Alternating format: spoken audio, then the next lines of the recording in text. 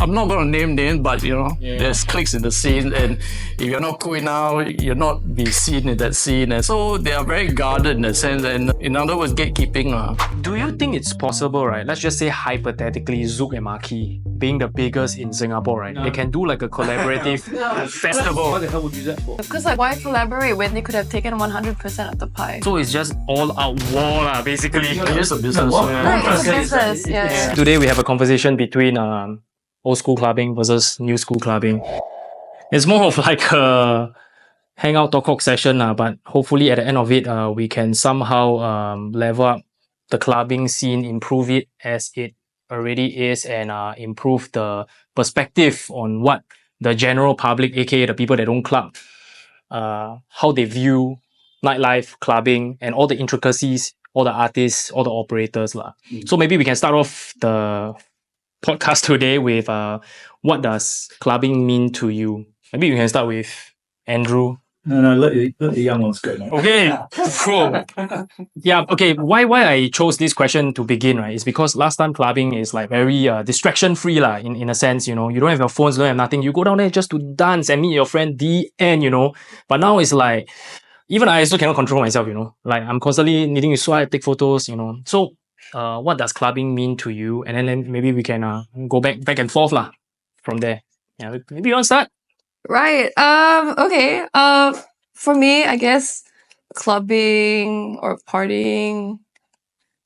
Let me think about it. For me, I started exactly when I turned 18. That's actually when Chamber started as well. We started in about I think brainstorming and everything was October. Yeah. By the time I turned 18 in November, I got thrown into partying, not really willingly. It was just my friends were doing it. So I was like, okay, I'll go down. I was from a girls' school. I honestly was super guai, I would say, before that. And then was this pre-COVID? Kind of coming out of it. It was out of COVID. 2022. She's 18 quite recently. Yeah, 2022. I'm 19 now, turning 20 at the end of the year. New.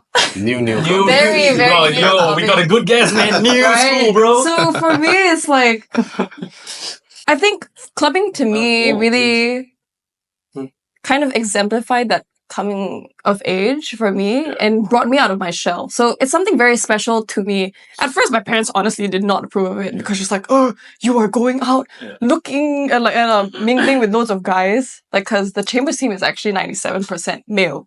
I'm just the only girl on the team. So they're like, no. But actually, they brought me out of my shell. And that's something that I appreciated with Chambers as well as clubbing. And over the past 2 years, honestly, the club does feel like a second home to me. I have never felt very comfortable behind a DJ booth or sitting down at a sofa. Unlike a club. So to me, it's like a second home. Well, maybe it's your person. Maybe you spend more time at the club than you spend at home. Actually, I'm quite confused. No, Chambers, is it part of Drip or Chambers is your own thing? There's this club called Drip, right? Right. So Chambers Drip itself is a standalone event collective that focuses on hip hop. But we did partner extensively with Drip and Cherry within our first year because they actually reached out to us because we had a DJ who was training under them, Keegan. So then from there, we honestly had our parties at the shack that Flo used to throw parties at Turf Club. So then we also threw a little party, and then after I was just like, guys, it's still fun to keep at the shack. Okay, this shack was a dog cafe in the morning. I'm just like, guys, that's a bit rah-bah. We gotta move. We gotta move, right? Absolutely not. So then we have this idea. I'm like, hey, we're doing our own marketing stuff.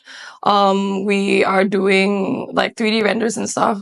What do you think of pitching it to the club and saying, hey, clubs are kind of dead after COVID. Yeah. Why don't we go and pitch that? Hey, let's go and revive all these dead rooms. And then we cut deals like that. So we worked with Drip, we worked with Cherry, we worked with Prism before it closed. We've worked with Zouk as well. Yeah, that's what Chambers is. And I'm very proud to say that I guess it came at a very formative time for me, which is why I hold it very, very close to my heart. And the boys also are basically my own family now. They all bother my mom, my dad, everyone. So yeah, clubbing itself really is something to just help me mature, as odd as that sounds. So But yeah. clubbing is like beyond the dance floor for yourself. It's a way of life. Yeah, Yeah. it's like the operations, the you are part of it, not only just to party but to work as Oh well. yeah, definitely not. It's more than just partying. Mm. And I think that's also something that's interesting about it. People who really do enjoy clubbing have to see this side. Because if they don't get to see this perspective, right?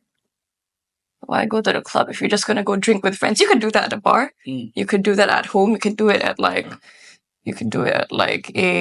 kopitiam if you wanted to. Like Kim Sunday, right? As in, you can find these experiences elsewhere. But I guess what made it enjoyable for me was because I could build something greater than myself with friends, and then experience music on top of it as well. I think what's nice about clubbing as well is that you see culture kind of happen in front of you. It's not just music. You see people dress. How they dress at the clubs also is something very telling of your crowd, of the type of people that come in as well. Like, yeah, a lot of things. Like, yeah, This is culture. great. 40 years on, this is the same. This is the same as what is for me. It doesn't change. Do you want to back and forth? No. Look, Oh, you know, every... young people keep talking. Oh, we go down the road first. Yeah, go down the road. So we end up with you. Oh, the last one is the oldest person here. Okay lah, shit lah. You win lah, you win. Discount, right?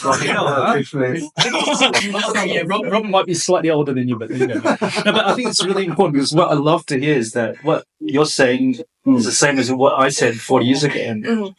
And I think that's really important because it is a way of life, and it is something that is more than just going out with your friends and getting drunk or listening to music. It's a lot more things, culture especially. So please continue. Oh, really?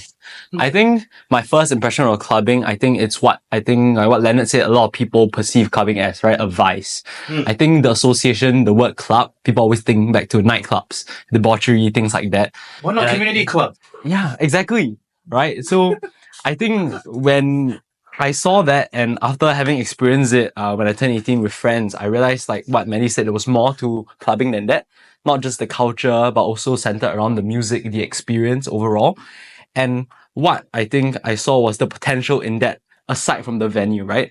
And I think that's what a lot of party collectives are also doing as well, right? They appreciate the culture and everything that comes with it, but they want people to not just take away that, clubbing and that whole experience has to happen at a nightclub.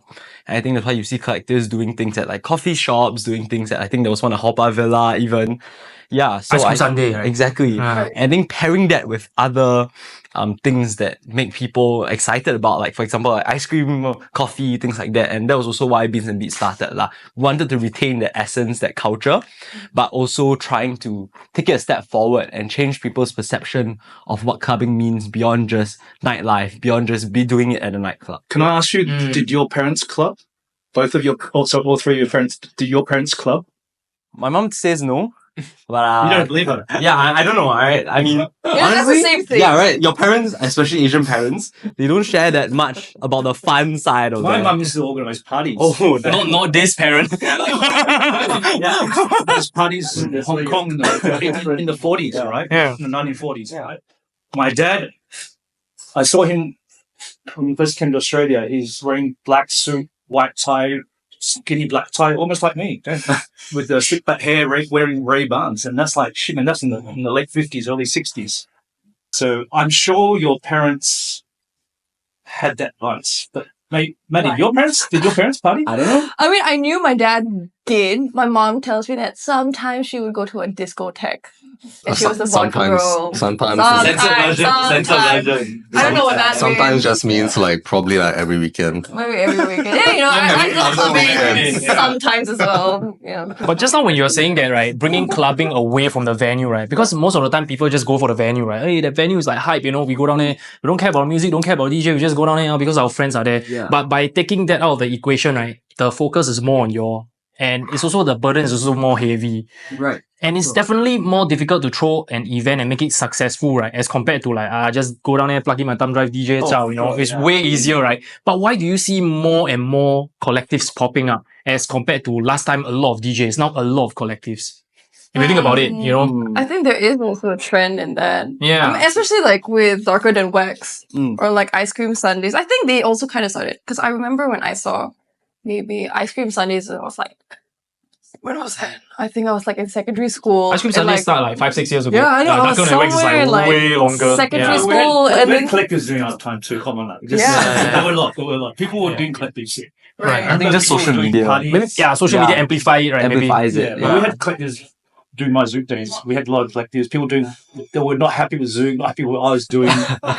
Collective beef. Wanting to do things outside in restaurants and Yeah. spaces. And they did such a good job. I said, yeah, now you come and do it with me at Zouk Future, because Also, you poach the talent. no, that's not poaching. It's like you recognize. Recognize what people are doing is good, so you give them an opportunity, and then and those guys would be doing things by scrap, like DIY. photocopy flyers. I said, no, I'll give you a budget. I'll pay for your DJs, because that's what Zouk will do. Right? Yeah. So I said, let's professionalize this thing. I mean, I had one artist in those days who was a guy called Terry Lee. He was doing Parking Lot Pimp and Urban Exchange. I remember he did some stuff. Even I don't know, yeah. He was doing hip hop and R&B. He's retired, but he was doing stuff for me. And I told him one thing: whatever you do, always get paid. No, because in those days, people do things for free. And no one got paid. All right. I said, no, you fucking get paid, mate. That's it. Because you're a talent and you should be paid. And I would pay everyone that worked for us at Zouk at the time, whether it's DJs, artists, singers, everyone gets paid, because it's respecting people for what they do. And no such thing as do things for free. Like, fuck, no such thing, right? Next. Do you still do things for free? No. Exactly. No, I mean, I'm a bit selective, lah. I mean, it depends on sometimes Passion projects, maybe. Yeah, I mean, like, depending on intentions, and also sometimes you. That's actually a very good point. Later, I want to get into, right? How do you build your leverage to don't do things for free? You know? Okay, but we'll go to Syaffiq first from Unfiltered. What clubbing means to me? Honestly, I didn't club before I co-founded Unfiltered. Yeah, so that's so this Unfiltered is a special place for me, as you know, nightlife back then. I used to think that nightlife is why is there like so much people kissing? Why is so much? Is this kiss? pre-COVID as well? Pre-COVID? Yeah. Pre-COVID, okay. So yeah. He's trying to gauge the age. He's trying to gauge the age. I guess my He's trying to gauge the age. What, 45? no. What the hell? Don't ask me to guess people's ages. alcohol kicking in already. Don't ask me to guess people's ages. Anyway. So it was pre-COVID, okay. Yeah, still pre-COVID. I honestly don't like clubbing at all. Okay. That's very curious. Okay, Like, yeah. Until Very I curious met my partner, Angelo, we created Unfiltered to make party nights, 2000 Friday nights. And I love the fact that during those days, that's where I found why clubbing is so fun. Okay, that's where I love to have fun with friends. I think that's all. So right now I have a very, very different narrative of clubbing compared to back then. Yeah. Very good. okay, so yeah, a question for you will be like, okay, from don't like clubbing, right? Because clubbing is such a, that time you said this word, clubbing is not for everybody, but it is like a very, very, you need to have like a niche kind of taste, right? It's like not for everybody lah, basically. I just been polite. Yeah. You told me something like that, you know, you told me something like that. No, I Yeah. said it in an interview recently as well. I said clubbing's not for everybody because Did you say in a recent interview also? I said something like that because, but if you get it, then it can be something that becomes part of you. Yeah. Yeah, that's very true. And if you don't get it, it's okay. And okay, when I was younger, I was probably very dismissive of people that didn't like what clubbing was like. Yep. As you get older, okay, like, go respect people's choices. You've got to be respectful and learn how to be That's the respectful. PC. Operator speak. Yeah. Yeah.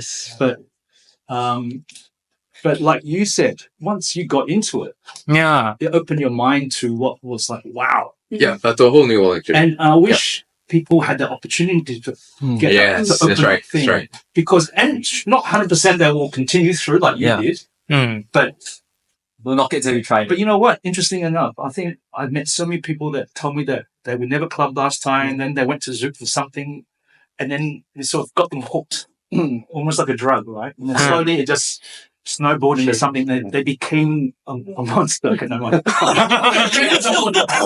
but the point is that there was so not like that, and suddenly we unleashed something. We pressed a button, or you release their mojo. Boom! You know what? It's release.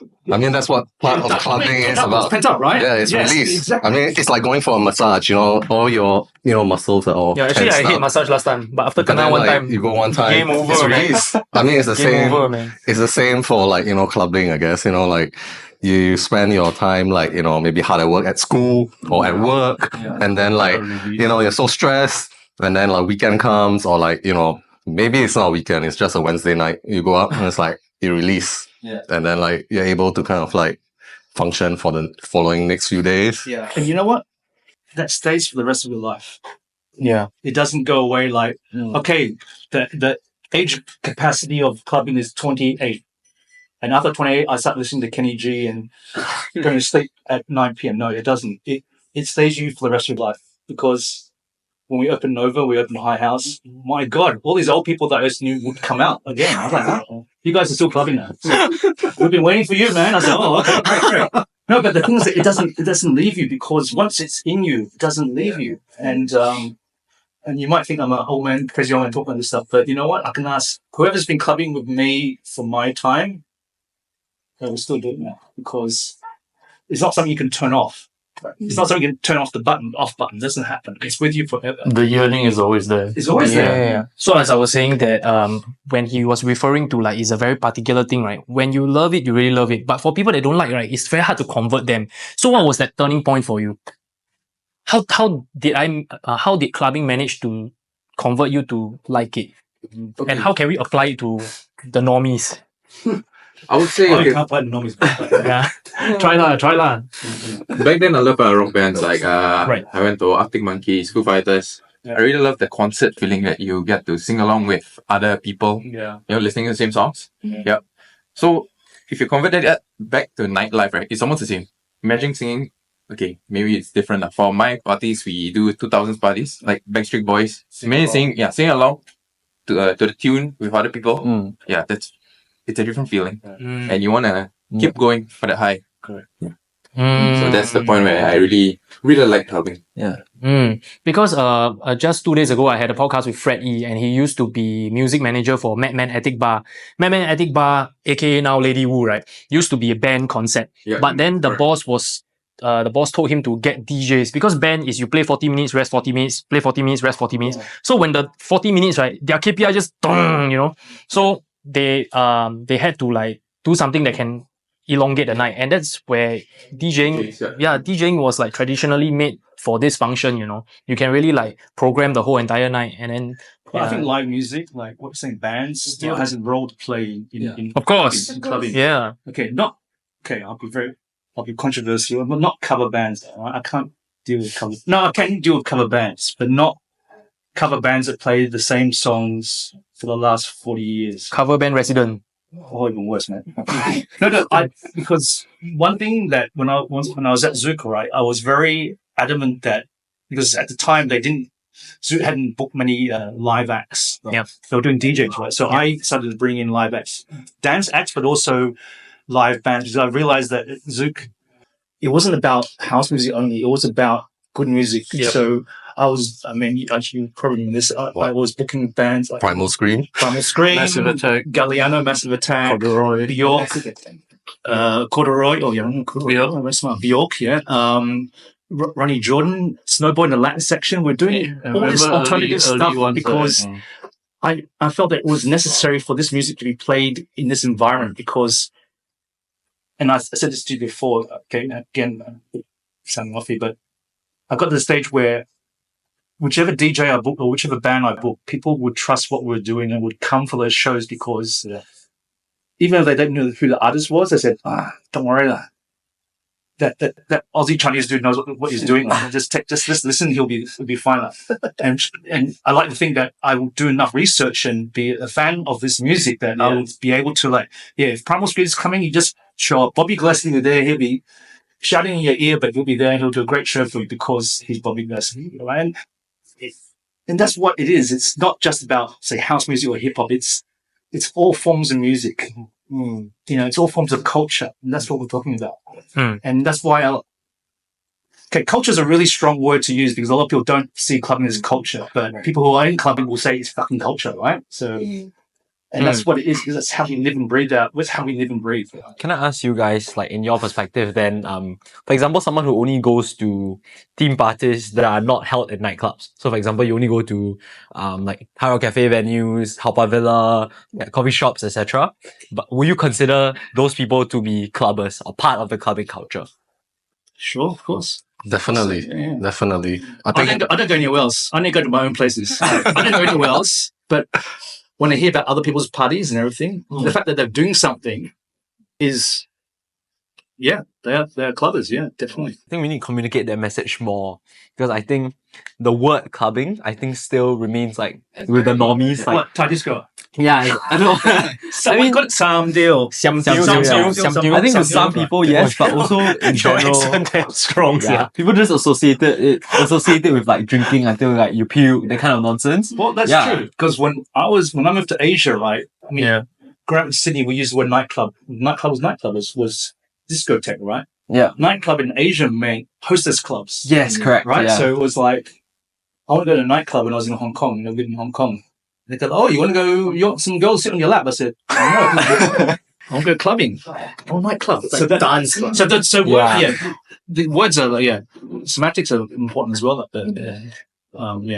Great. Let's move on next to Robin. I think to me, clubbing has always been tied to music because for me, I'm like a big music fan because back then I wasn't really doing well in school, so music was we did well in school. Yeah, so music was an escape for me. So whatever I have, like escapism. Yeah, correct. So whatever chance I have, like to do with music. So I think, I played a live band before. I was in the local music scene and stuff like that. But then when I think the early clubbing experience was like fire disco. So back then there was like Orchard Plaza.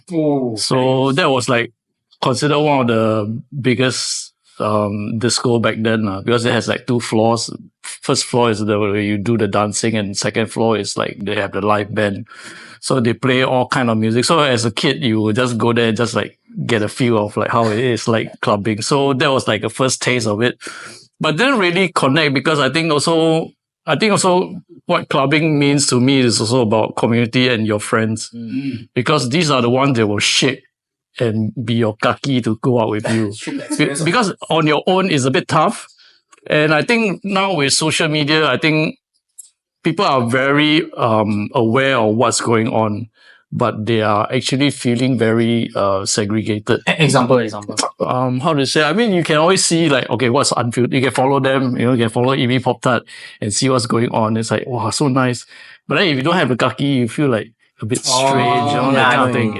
Someone to go with and enjoy that. Because you see, from my period, we have no handphones. We have no social media.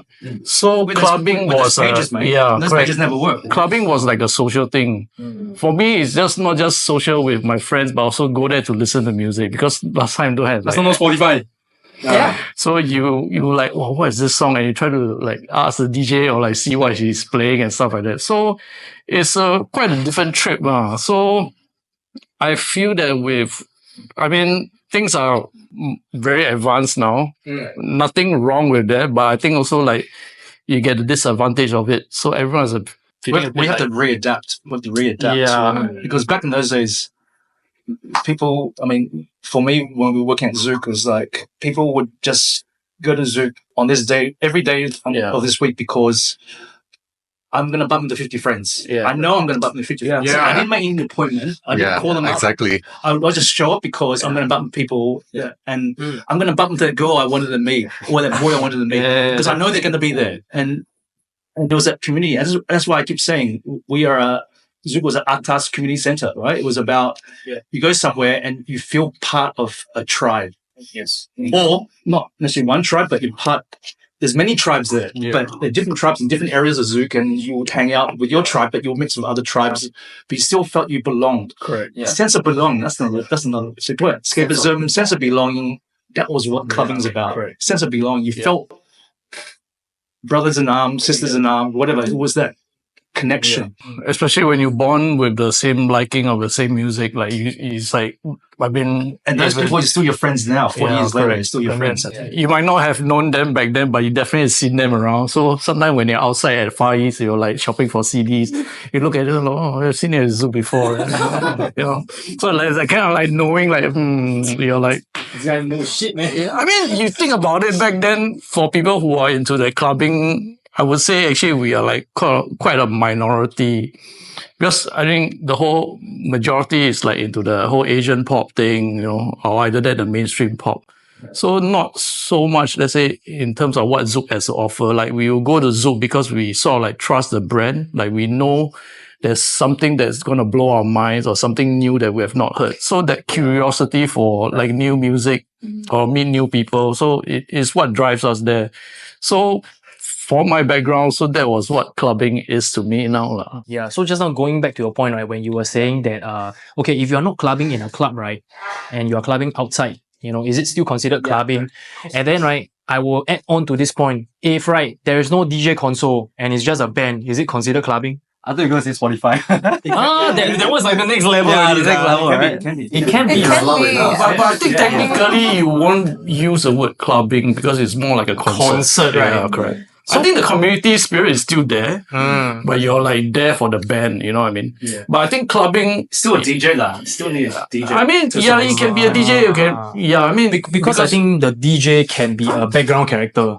Whereas a band is harder. Directed versus more general, right? Yeah, the band harder to be background character. DJ is in the front, right? You can be both front and back, I think. But I think the DJ shapes the atmosphere of the club.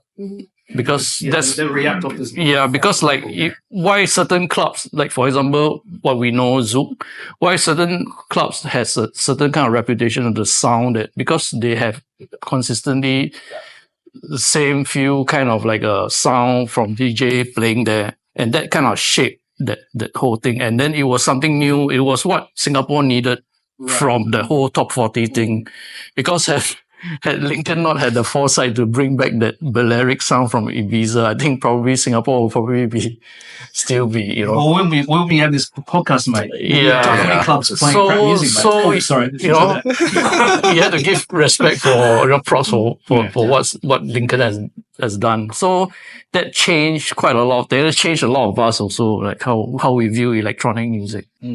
Yeah. And then Darren, what about yourself? I mean, a lot of like what Robin has brought up is very similar. I mean, I used to come from like a band kind of like background as well, more underground kind of like bands and all that. I never really intended to be even a DJ. I just was a music collector. I had tons of CDs, tons of records, and then like one day, I think it just kind of like it made sense. And then it's like, okay, I have so much stuff. Why don't I just like actually learn how to DJ, and then it happened. So I mean, like clubbing is like, a lot of it I feel is like social interaction, people going out, meeting each other, it's like a community center in a way, but, with like good music, I hope, some drinks, social lubrication, it's about release, and it's also about, discovering new music that you never knew that you never imagined that was out there, never imagined that you would like. Yeah, I wouldn't say so much about like, if you go generally to a... Okay, but I would say that's a problem now. I was thinking the same. You don't discover new music at the clubs anymore. Yeah. I mean, the top 40 problem, yeah. Right, exactly. The top 40 problem. I mean, you look at the top 40 songs in Spotify or whatever. Are they danceable? I think with that point, that's one of my... I find that's one of my challenges. Right. Because as a DJ, I always want to strive to play something new. Even like from yesterday, I'll try to play something different. But sometimes you're like, you can feel it. As a DJ, you can know when you play something. These people not dancing. Yeah, you're either not dancing or you just felt like something died in you. like something like just like vitalize that. Yeah. So the problem I feel that with Spotify feeding each people like their own algorithm, we're all very siloed in our music taste. Yeah. I mean, you look at it recent year, what's the really big hit that, which last time maybe the 80s or 90s, where you can collectively know there's a particular song that almost everyone would know. Now the biggest hit, right, of this year, right, is actually 80s hit. Blue, double T, double da. Fucking they revive it. Yeah, I mean, like, you know, like even right now, a lot of bands or like artists, there's, in a way, I call it lazy, because it's a surefire hit by the sampling or they cover or they interpolate a certain song. So because it generate that certain sense of nostalgia. So like what you say, you feel like there's nothing new and you had to work extra hard to hear something new. Yeah, especially for like hip hop. Yeah. Like, I mean, the stuff that works with the crowd is stuff that you heard from what, 2016, 2018. But then when we go into newer songs, or maybe even just a new release by, let's say, I don't know, Kendrick, you know, like the whole thing with like Kendrick and Drake happening. And then like You the play DJ it, plays it, no one people knows. don't know.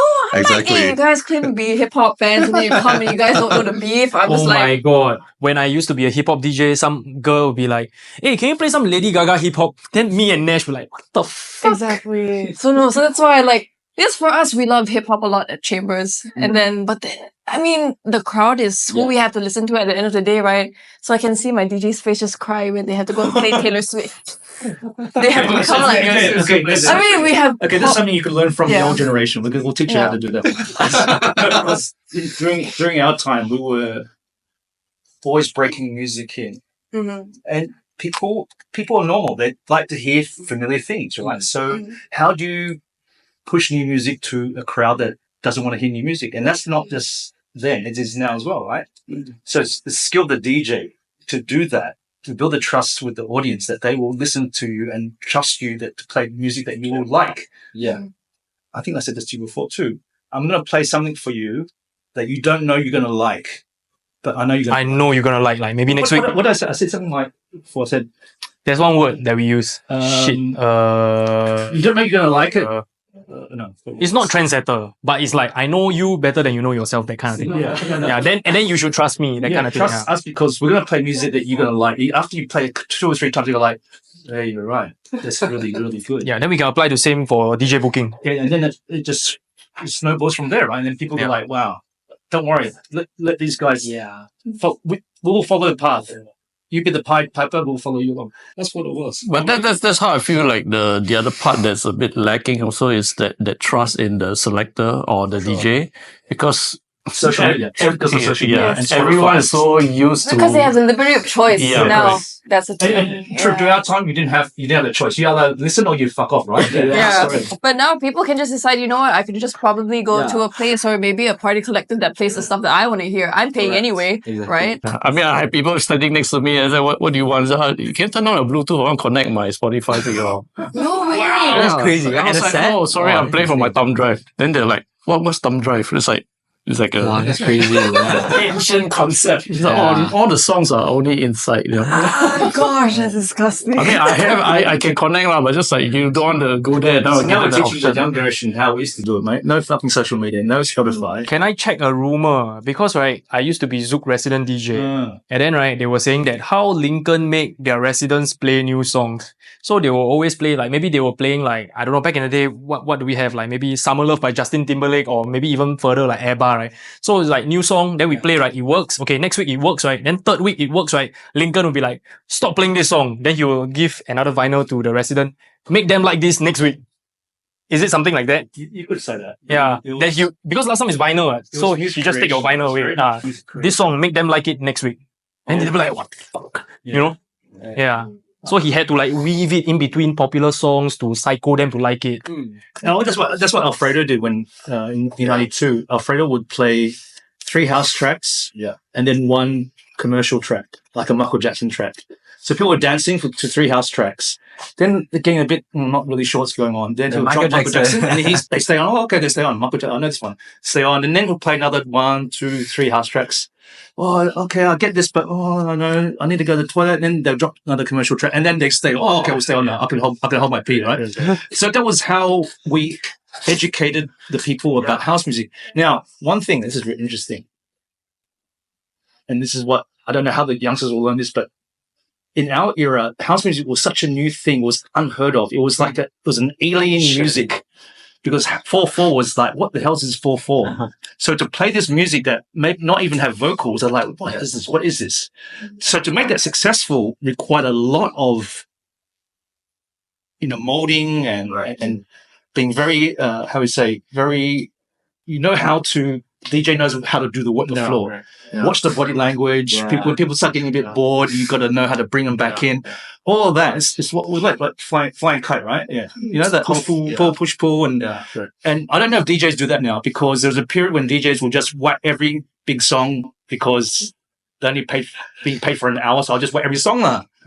That's not how it works. It's about playing 5 hours and just slowly looking. Yeah. I think I feel you. I mean, like nowadays, like most of the time DJs are playing like 1 hour sets, and then there's like a whole lineup of DJs, and then there isn't that chance to kind of like build up or educate. They just like, I'm there for an hour, this is my 1 hour of like fame, and I'm gonna just like, just whack it. Instant gratification. Yeah, just whack it. No matter like, I'm an opening DJ, I'm playing the hardest shit ever before the headliner or what comes on, stuff like that.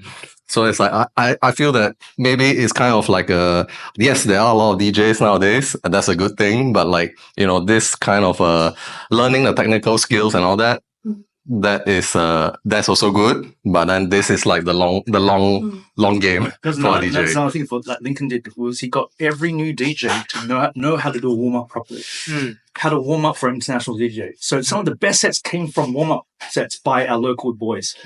And he would make sure that every single resident DJ of Zouk could warm up for international, and may sometimes be even better than international, but not go there and whack every big song, but know how to build up so that he hands over to the international, everyone is ready to go. Now, if the international screws up and plays a bad set, that's fine, because our boys did the right thing, right? So that training was very important, and Nick was very big on that. Make sure our DJs can warm up for anyone.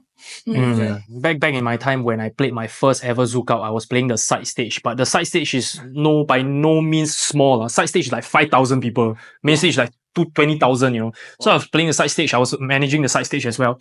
And then I was playing, I was the second DJ. The first DJ is a Japanese DJ. He's just 150 BPM, 1 hour. And then I'm so lost, I text inside the group chat, hey guys, what should I do, I damn lost. Everybody just, fuck lah, do whatever you want. And I'm like, okay lah, fuck, nobody want to help me. So I just played 3 Bob Marley tracks, right? End to end. I never even mix. I just refresh the dance floor. And after it's clean, then I just play 80 BPM for half an hour, 80 BPM. Then the moment, within 10, 15 minutes, like 5,000 people just suddenly show up, right? From 80 BPM, I just go to 85, right? They just go mad already, So it's like, if you know how to like control them, right? Yeah. Don't let them control you. DJs have to watch the crowd. Yeah. The DJs watching the crowd. And especially when I'm opening for Toki Monster, which is like trap, mid-tempo, right? 100 BPM is like main set already, So how do you not like fight for attention? It's so difficult to like keep the crowd.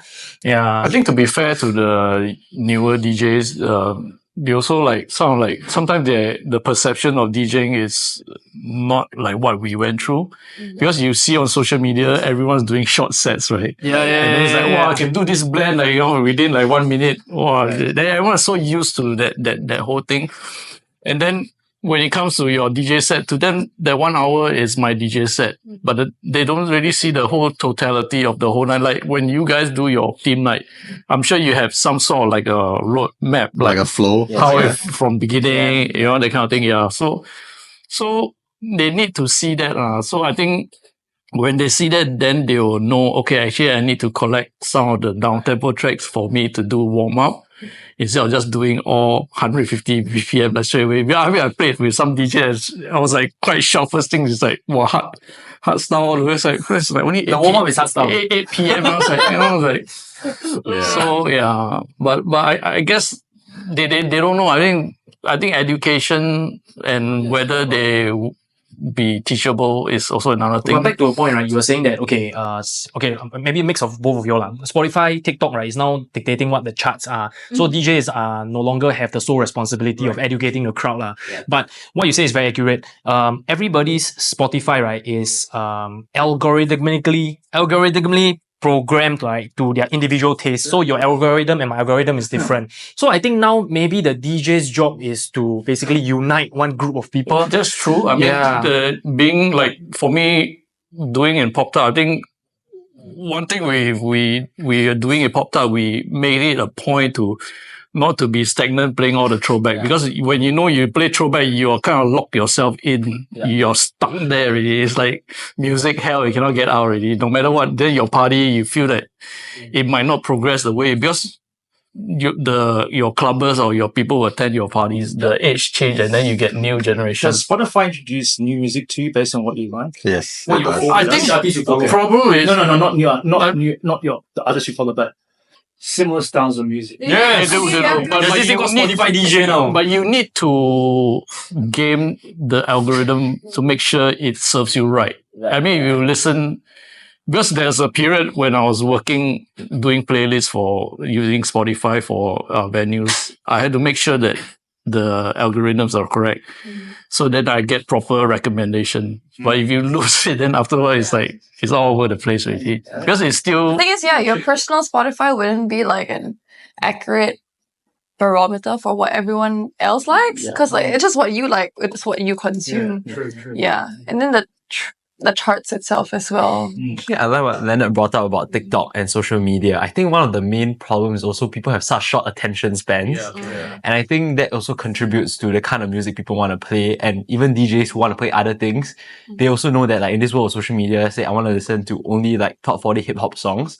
If this DJ is not going to play, I'm going to go to somewhere else where the DJ Is that a young person thing? Yeah, I think so. Attention span? Really, yeah. Because it's pretty shit, right? Yeah. Oh, agree. And I think that's also Nobody Gen Z watching this podcast. Oh shit! no, but it is really Yeah, true. it's true, 100%. Yeah, especially like even with music marketing, right? You would see like on TikTok that like 10, 15-minute snippets is what would be going viral. And like a artist can just go 10, 15 around. minutes, seconds. Sorry, 10, 15 Minutes too seconds. long for them. Seconds, just going around, right? With that like snippet, and then they can go I also on. blame festivals for this. You know why? Because festivals, the DJs play an hour set, maybe an hour 15. In the old days, you get 5 hour set from a DJ for a festival. What happened to that? So that means, and in clubs you can play 5, 6, 8 hour set. I mean, when Sven, Can you tell him about Danny Tenaglia? okay, so Tenaglia is one thing. So when Sven Breakfast burger. and Laurent Garnier and Zen Vat played for me at Zouk, it was like they would turn up the club. They said, Zen with Andrew, can I play when there's no one in the club? I said, okay, what time are you open the doors? 9 o'clock. I said, okay, I'll start playing at 8:30. I said, oh, okay. And people ask me, why does he want to play at 8:30 when there's no one in the club? He's just playing to the staff. I said, yeah, he just wants to fill the room. And he'll play from 8:30 to 3 o'clock. And he'll play the whole... And if you're there from 9 all the way to the end, you will hear so much music. And it's him projecting his feelings, his sound and his knowledge to the audience. And if you want to follow, you follow. Now, in this day and age, that doesn't happen anymore. And even those DJs don't do it anymore because, unfortunately, they've succumbed to commercial demands, right? They can't play 5 hour sets or 3 hour sets is unheard of, I heard these days, but 3 hours was standard for me. But so there's the whole thing about creating musical tapestries, right? And it's something that should happen. And okay, maybe we're talking from our old ass then, but that's, I don't know, something that maybe the current DJs don't do as much, but I think that's what should happen. I don't know. Okay, lastly, what does clubbing mean to you? Or actually, that question now. No, question number 1 still. Okay. Gonna be here all night. No, bloody hell, man. No, it's been said already. Do you have any points to add? Clubbing. Okay, why don't I give you a second one, okay? With an era, right, of everybody cameras up and not dancing, right? Should we embrace that or bring back the good old times? Okay, I want to say something like that. So, in Zouk, in the 90s, you couldn't bring a camera into Zouk because I banned photography in Zouk because in case there were people being photographed with people that they're not necessarily seen with, right? So I was protecting privacy of my clients and my customers because there was a lot of that going on, right? And that's so be it. And I believed in people having a good time without having to be fearful of their photo appearing in a tabloid, newspaper, whatever, next day, whatever. So it was creating a safe environment for everyone to enjoy themselves. And so when social media and handphones and all this shit came about, and I see it's important for people to express themselves and everything. And I remember hearing about, these things where you could have a jammer. Where you could bang, yeah. And I was like, wow, that's really cool. We should do that for all clubs. Right? I don't know. Jammer. So basically, you can't Jam on a use your signal. handphone. You can't use your handphone. Signal jammer. Yeah. What the fuck? Yeah, I want to do That military thing. Yeah. What the fuck? So you couldn't use your phone in the club, right? Upload. But here's another thing. If you go to, what's that club in Berlin? Berghain. Yeah. You have to check your. No, you can't. No, you can bring your phone, but they'll put the sticker on. Black tape. But if you go, and if you go to you go to Crunchy to the horse racing, but you have to check your phone into a locker, right? Wow, Crunchy stricter than Berghain. Exactly, because it's all about because of bookies, right? Bookies and placing bets. But can you imagine if you go to a club, you had to check your handphones in. I mean, actually, the kids will be like, "What am I doing?" Okay, because they don't know what to do. Have you ever seen a post from me ever about when I'm in the club? Ever? You never seen me do a post, right? When you're in the club, no. Ever, right? I can't be fucking bothered, right? Yeah, yeah. I'd rather be drinking, right? Yeah. No, laughing at people yeah, doing stupid things. yeah. No, I think you're right. I think Enjoy the moment, live the moment. yeah. I think I remember you got to do concerts, right? When you do concerts, photography is allowed by the photographers, the media for the first 3 songs, and then you can take photographs of it. Maybe you should do that. So the first 15 minutes, you can take photographs all you want, and then after that, you have to put the phone into it and then enjoy the night. I'm going to throw this question to the new school guys because it's more evident in your crowd, right? But I recently did a podcast with Joseph Ryan, who used to be general manager Zouk Genting, and then now he's doing his own robotics business. So he said that Berghain, right, cannot be Berghain without the help of its patrons that form an institution, because right, even if right I enforce a no camera bringing rule, right, so okay, I take my one phone, I check with you, I cannot bring, I got another phone secretly, but when you go in and you start filming, right, all the people inside will tell you, hey, stop filming, this is we want to protect our space. Everybody will protect that institution, so it doesn't work with just the rules and regulation of the club, but also the fans, the institute, so enforcers. Yeah, then it can be enforced. Fucking signal jammer, later some hacker come and take and hack your signal jammer. Who knows, right? That people are like damn smart nowadays, So again, with the era of cameras up and not dancing, right? Should we embrace that, or should we bring back the good old times for you guys? I mean, for me personally, I think I see the appeal, and I personally am someone who also really enjoys that kind of environment without phones, where everyone's enjoying the music. But I think it would be too much to say that there's something we can change in a short period of time, or even not embrace it. I think that is just the reality of technology advancing in our generation. I think it's just how we work around it. But I think it's very important, like what you said about the idea of a community, one that protects and forms an institution of the place that they feel they're belonging to, right? We talked about culture, clubbing just now. I think it's the same thing with each one of our brands or projects. I think the end goal is we want to form a community of people who share the same vision as us and like what we do, right? So it's like, maybe you guys say beans and beats. Let's say if someone brings in like tequila or hard liquor into a beans and beats event, I want my people to be like, oh, we like that, but this is not what we do here. We drink coffee here. And I think that's the same kind of concept. But I think in terms of handphones specifically, I think it's something that I think us as a brand, and I think a lot of people of our generation have just learned to work with, right? We use it, social media marketing, and also for a way to grow our brand. But also I think, I spoke to a friend about this, like, what's the point of recording, like, what's going on if you're not actually living in the moment. But I think for some of them, it's also like memories. I know friends who will like look back and like, oh wow, this night was extremely fun. I reminisce about it. I think there's also that sort of appeal and benefit to that we have to look at. Yeah, and I think I could add on to that as well. I mean, especially for our generation, it is like an extension of ourselves. It's always going to be with us. To make that change in behaviors an uphill task to even begin with. And for collectives like ours, we found our genesis online because of the support of these people and posting it online. If we had no social media content about us online, honestly, we would be nothing.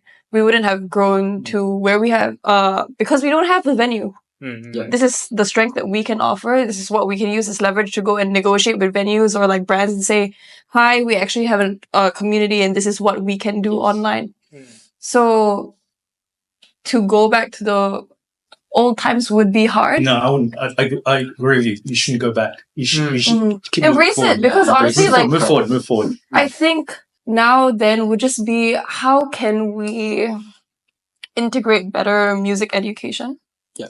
How can we promote better socialization within these spaces, or like create experiences that facilitate, connections with other people? Because I mean, the problem here is you hold your phone and then you just stand there and don't dance. You don't, you can have your phone and talk to people, and it would be a non-issue, right? But the issue that we're seeing in clubs is people are holding onto their phones, standing at a standing table that they bought. It's like what Bob Sinclair complained recently. He said you played the worst set because everyone was not dancing. Everyone was just bringing out the phone and just video. I think people just don't know how to dance now. And I think maybe it's also COVID. After coming out from a lockdown, people don't know how to talk to people, or like just don't know how to connect in person. Social dysfunction. I said that. Yeah. The more technology helps you to communicate, the lesser you need to More have social the dysfunctional you are. Yeah, you don't need the, it's like DJ, you got sing button, don't need to learn how to be match. Fuck it lah. Yeah. Yeah, I mean, it does take away from a lot. What about yourself? What do you think? I can agree with what she said. Socializing. Give me a moment. I got a brain fart. Yeah, no worries. It's okay. I think you continue. Okay. You need some. No. First I'll top up. Wow, actually a lot, yeah. Yeah. What happened to this no Sprite on the table? But never mind. Just take lah. Sprite. Yeah. Okay, so like what she said is true. Three of our brands can't work can't advance if we don't go through social media, correct? We share and document things online to share that, to leverage to other organizers or to other venues that we have a certain community that we are able to provide, footfall or provide bar spend. Yeah. So besides all this, I think moving forward, this will be the new already. Yep. Yes. This will be new. Yeah. So how do you make people want to dance, or dancing is like overrated, outdated? I think it's all big. This is the new dance. There'll always be dance, right? Like the metric just has to change. Depends on how you sell it, in the sense of how you do your narrative. Like, I don't know whether you guys have heard of Book Club. Book Club is in this DJ, I would say DJ collective, but it's headed by this brother and sister team called Tinzo and Jojo. So the Book Club, the manifesto is very clear. Don't face the DJ, face each other. Enjoy the music. Come listen to music with an open mind. Don't use your phone. I mean, you can, try not to use the phone now, but the no phones policy is quite strong. And they are based in Brooklyn. So Brooklyn, quite cool lah. So sometimes it's just depend on your phone. But you can watch them on YouTube. So as a slightly older DJ, I'm actually very inspired by them because they went through different themes for each of the shows, and they're actually very good. Like how they curate, they can do Euro dance, they can do maybe bedroom R&B or bedroom hip hop or kind of thing. But they are actually getting big because the Tinzo and Jojo got to play at Coachella, so now they're actually touring. And they are bringing the manifesto around. So I think people, in a way, it's a response, man. They feel the authenticity of it. And it's a novel concept. Everybody use phone, but we never use phone. I think it's not really so much of a novel concept, but I think they're probably realizing how much enjoyable it is without using phone. Yeah. You know what I mean? Because you watch the video, it's a bit like I would say it's a bit anti-boiler room. Because boiler room, always the DJ is in the center, right? And then you have your whole posse surrounding, everyone's not dancing out, show off, in the background. Theirs is different. So the DJ face the wall, but there's a camera lah. So the DJ is facing a mirror so they can see the crowd, but they're just focusing. Then the background people are just mingling and dancing. So it's a very cool concept. So back to the whole question of it, I think it can be done, but it's not like you want to bring back to the good old days, because the good old days is gone already. You had to move on. I think that's the perception that maybe some of the older DJs should have. You know, they always talk about the good old days, but then if you keep talking about good old days, that makes you pretty much the very same as your parents back then and how we hated. They always talk about the good old days and that kind of thing. Yeah. So we have to embrace it. We have to evolve. Yeah, I think more people need to evolve. So I think, So I want to open this question to the floor. So with 2 years of COVID, right, a lot of people realize that they don't need clubbing anymore. What strategies are put in place to encourage people to come out post-pandemic? Yeah. Do you all have any strategies that you all have to like rile up your crowd? I don't know. Not really. I know what strategies are, but I think it's only through social media marketing. I think after COVID, my brand we really niche on social media marketing. So what you missed for the past 2 years from clubbing, and you get to release all of that on the night that, I think, August 2022, that's where you get to go out, have fun. That's the first time clubbing experience for those who are locked down now. Yeah. So social media really play a part. Yeah, I can say for that. Yeah, I think for us, okay, after COVID, I think then now the experience with clubbing actually starts way before you enter the club because of social media. So your marketing does like a big bulk of the work of dragging people in already. So I would say that for our event collectives, marketing really does play a big part. But it can get repetitive at times, or it can get very, I don't know, your crowd can get easily desensitized because it's just very... again and again and again. Yeah. But I really like what Andrew said about the idea of like, it's like having once they have a taste of it, then they get hooked, right? But I think that's what we all, in our own ways, are trying to do just differently. Like making it more accessible. For example, if you are someone who likes 2000s music, then maybe like a 2000s party is your gateway drug into partying, into clubbing, or like Chambers, you're really into hip hop, right? And I think that's really, I feel like maybe the only general direction forward to draw other people who are not already in the scene in. Like you need to latch on something that they already sort of like and then infuse that with clubbing. And I think that's really how you get them in. Yeah. Because I mean, tastes are so fragmented nowadays. It's really hard to go and please everyone. There are different event collectives now that exist to feel like, I don't know, fulfill this different needs between people. I mean, for us at Chambers, I mean, at that time we didn't hear so much of like hip hop collectives. I think the one that was closest to us but wasn't active at the time was Wavy. So then we wanted something like that, but it wasn't there. We came out of the pandemic. We was like, okay, we want Chambers. We're gonna go and throw this party, and then our crowd was mostly international students. So then we saw that vibe, that synergy with them. I'm like, okay, I think this could work. And we worked with that crowd and just created those same experiences of like these really energetic events. And then we worked from there. So that's what we always focus on. Rather than just the music, actually, it's like curating the experience. So that's what we also work with our DJs as well. Do you think sometimes the marketing becomes too powerful? Like my example, right, is that, right, you are planning for a trip, like, I want to go USA. Wow, then I plan for 3 months. Okay. Then by the time I reach USA, I'm like, sian already, you know. It's like the planning is like so hyped up. Like the build up is so my anticipation is so great. And then when I eventually reach US, it's like, oh, you know, I'm just going through the motion. That's why it also falls on us to deliver the experience that we are promising online. I mean, you have to strike a balance. Do you kind of keep a trump card? Like, hey, I'm promoting all this. Is like Mr. Beast videos, you know. Like, hey, I'm going to do A, B, C, D, but suddenly I present you a fourth option. I present you a, like family reunion or something. Yeah, I mean, that's my job. When I discuss with the team as well, to make sure that we're not over-promising certain things. I think the biggest example for this would be when we brought Lil Mosey down for a show. Honestly, people didn't think that we would bring him down because he was, he had a whole break. He hadn't been dropping music for a long time. And come on now, we were just a bunch of 18, 19, 20-year-olds. Like, who are they to go and bring down like Lil Mosey, right? This rapper or whatever.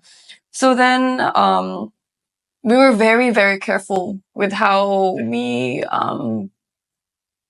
publicized the event as well.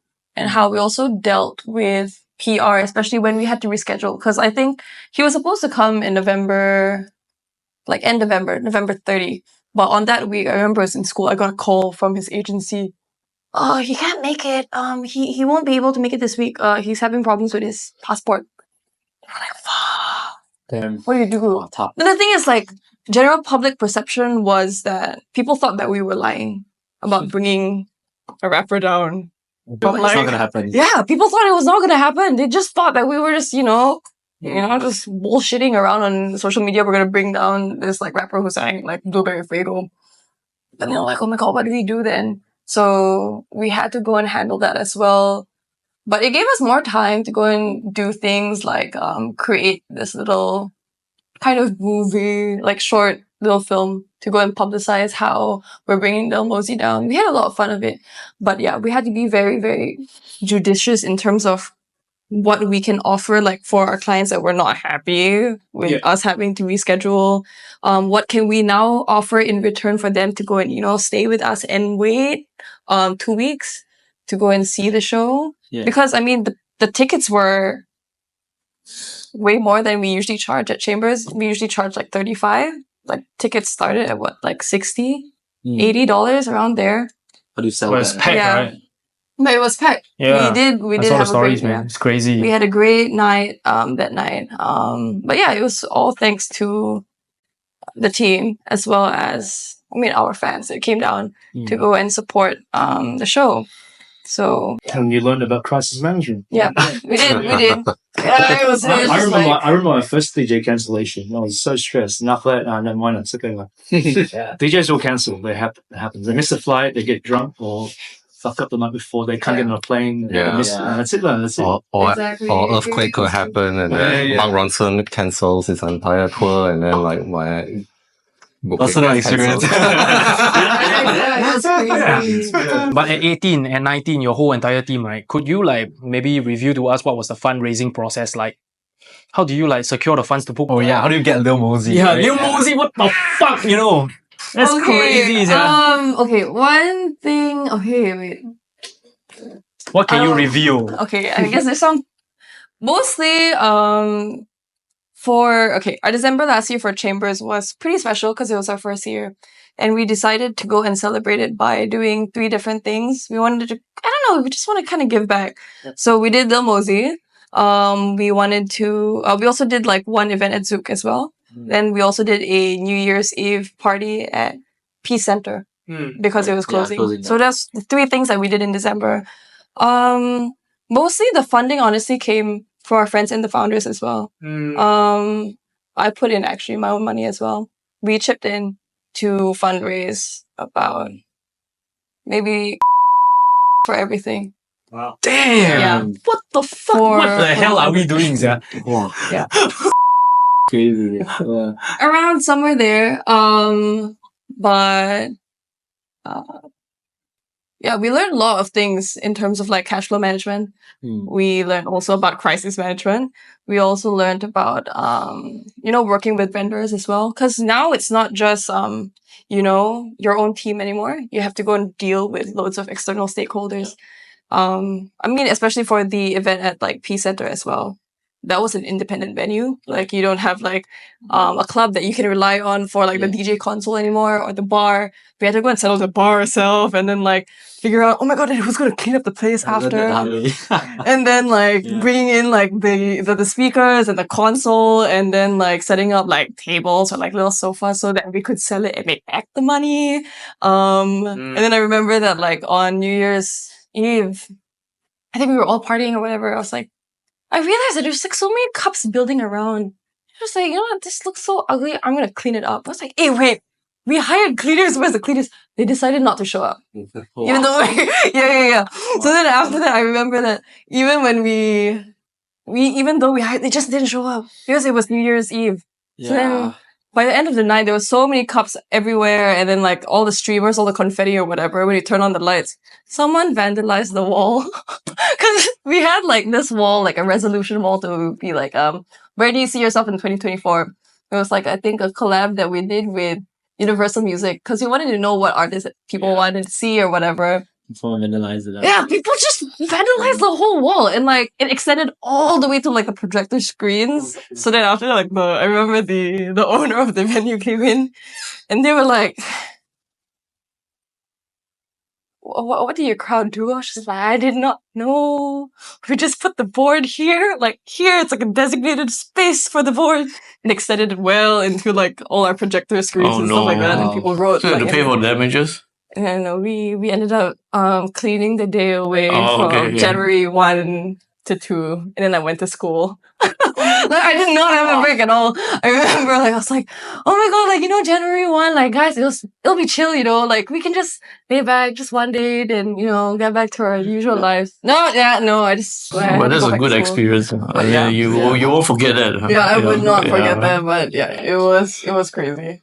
So doing like so many stuff within nightlife, right, is really beyond just the art itself. It's really a lot about business, right? Do you all have any like things that you come across as an unspoken rule of nightlife? Unspoken rules of What's an unspoken rule of nightlife? Do you all know? How did you even define unspoken rule? Okay, I mean, I'm not in the nightlife scene, as in, that's why I think when we started this, I think there were a lot of things we also didn't know and had to learn like while doing it. For example, like talking to DJs. I realize like people can be territorial about their DJs, but I think especially coming from a non like nightlife scene and not holding like events in the night, we also aren't aware of this etiquette, and sometimes we don't even know that these DJs are associated or part of certain groups. Yeah, then I remember an instance, I mean, I'm not going to name who, we contacted this DJ and then people were not very happy about it. Yeah, and then when work got back to me, I'm like, I just made coffee, I don't know what's going on. But then we had to like go and settle it and we'd be like, oh, we didn't mean to step on anyone's toes, right? It was just, we really like this DJ, we are a fan, and we wanted to contact him to see if, maybe we could book him. But it wasn't like and then you see just like in Singapore. Yeah, it wasn't like we're trying to steal. The DJ's fault then. He should have told you. You just maybe speak to these people. Yeah. If he didn't tell you, means those people are not really his people then. Yeah, really. Because a good DJ, I mean, you guys know. There's a binding contract. No, because if you want to talk to me, okay, you need to talk to my people, my manager or somebody. And if those people are not his manager, then it's bullshit lah. Yeah, but I don't really think we got there. I think in this particular case, it's just like, it's like maybe just a meetup, that kind of thing. Not even like we're gonna book you. Nothing has been said. But I think there was really sort of that tension and beef. But I think not just for international acts. I think even local DJs, there are people who feel like, these DJs always play for us. So like, yeah, even though like the DJs themselves may be interested, which I find kind of weird. And I think in just this type of things and this type of unspoken rules, I feel like could be more transparent. And like what you said, I think it's on the owners. A little bit hard to be transparent because not everyone knows how to navigate. But but I remember. Okay, I'll share another old man story. So I mean, open one beer already. Let's go.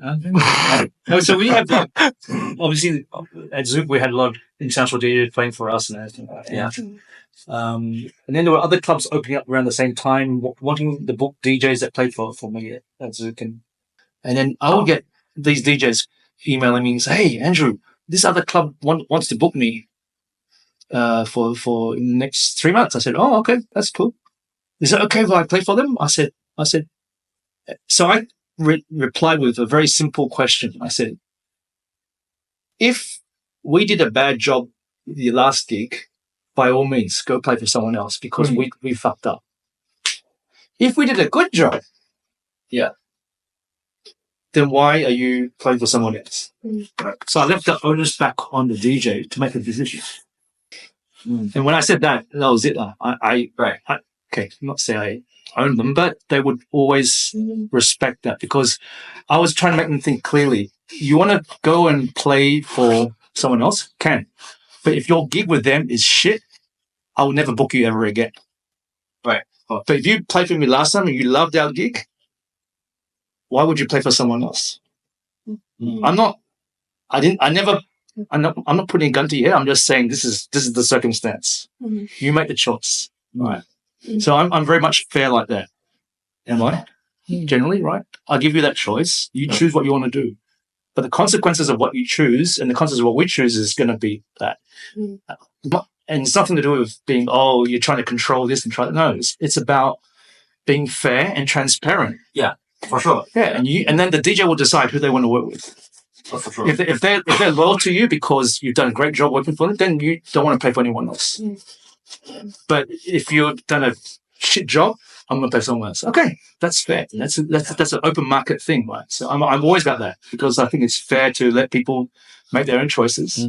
Same with customers. Same with loyal customers that want to party with us this week, next week someone else. I said, yeah, it's all about choice, right? Be fair to that. Respect that choice. And I also think that why a booker, right, don't prefer to have a DJ that's playing everywhere, right? Because it wears down the novelty factor. So if you can see him at venue A, B, C, D, E, why will you want to come and see him at my venue, you know?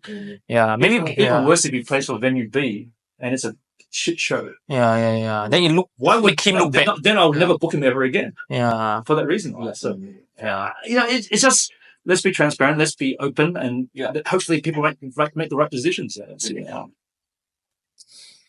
I think certain also I feel as because I had some experience running a bar before, I also realized that certain they don't share information that openly. Like if there's certain figure in the scene that's like, you know, like example like that. Okay, let's say very shady. Yeah, correct. Shady people who has worked in venues before, like for this venue A maybe, and is not very entirely that clean, and then he moved to venue B, but no one warns anyone else about this figure. You know what I mean? So they don't do that. I think that's something I feel that could change because Singapore is not very big actually. Yeah. And I'm not in the whole idea where you want to badmouth people, but I think if a certain individual is causing harm or to like in the industry, like not being honest in the dealings, I think that kind of information should be made known. You know what I mean? Rather than venue A and venue B committing the same mistakes all over again because of this individual. So I feel information like that. And I also feel that sometimes, I think, you know, after all, it's still a business. So I think venues, they are a bit competitive. They don't share information, which to a certain point, I agree. I understand, you know, like you don't want to. Competitive edge. Yeah, correct. But I also feel that sometimes that bleeds onto The scene as a whole. Yeah, because like, I mean, I'm not going to name names, but you know, there are collectives, there are like, there are cliques, you know, there's cliques in the scene. And if you're not cool now, you know, you're not be seen in that scene and some of that. So they are very guarded in that sense. And, in other words, gatekeeping, I'm all about sharing music. I mean, I can understand why you want to gatekeep because it's like your DJ tool and stuff like that. But I think to a certain extent, I think if you gatekeep too much, it's going to damage the scene because after a while, you know, what's the point? I mean, the music's not yours in the first place. You're not the originator of it. Why are you gatekeeping? You know, why are you like trying to project yourself as the cool collective? Because I think it's just basically insecurity. If you had to put down others just to make yourself prop up. So I think things like that, I think need to change, which kind of like linked to your other question, like, you know, like why like collectives that collaborating and then also like clubs, stuff like that. I think there's a chance for that, but I think thinking need to change a bit. Yeah. But I do actually have a point to and add on to that. I think also it's in the interest also for event collectives that do come in. There would be instances also, I mean, things can go like unchecked very quickly within like the nightlife scene as well. So, and loyalty is a big thing within the scene. So a lot of the times there can be verbal agreements that are made, but are not followed through. So getting things on black and white or having a contract is something very, very important.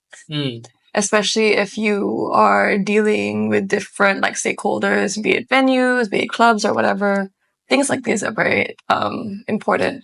And it does need a change because it is quite a widespread practice that, you know, you can just, you know, you go and meet someone you meet them for drinks and then you talk and then you can actually take whatever was said from that conversation and, you know, you might run an event or two or whatever, but then down the road, things don't get followed.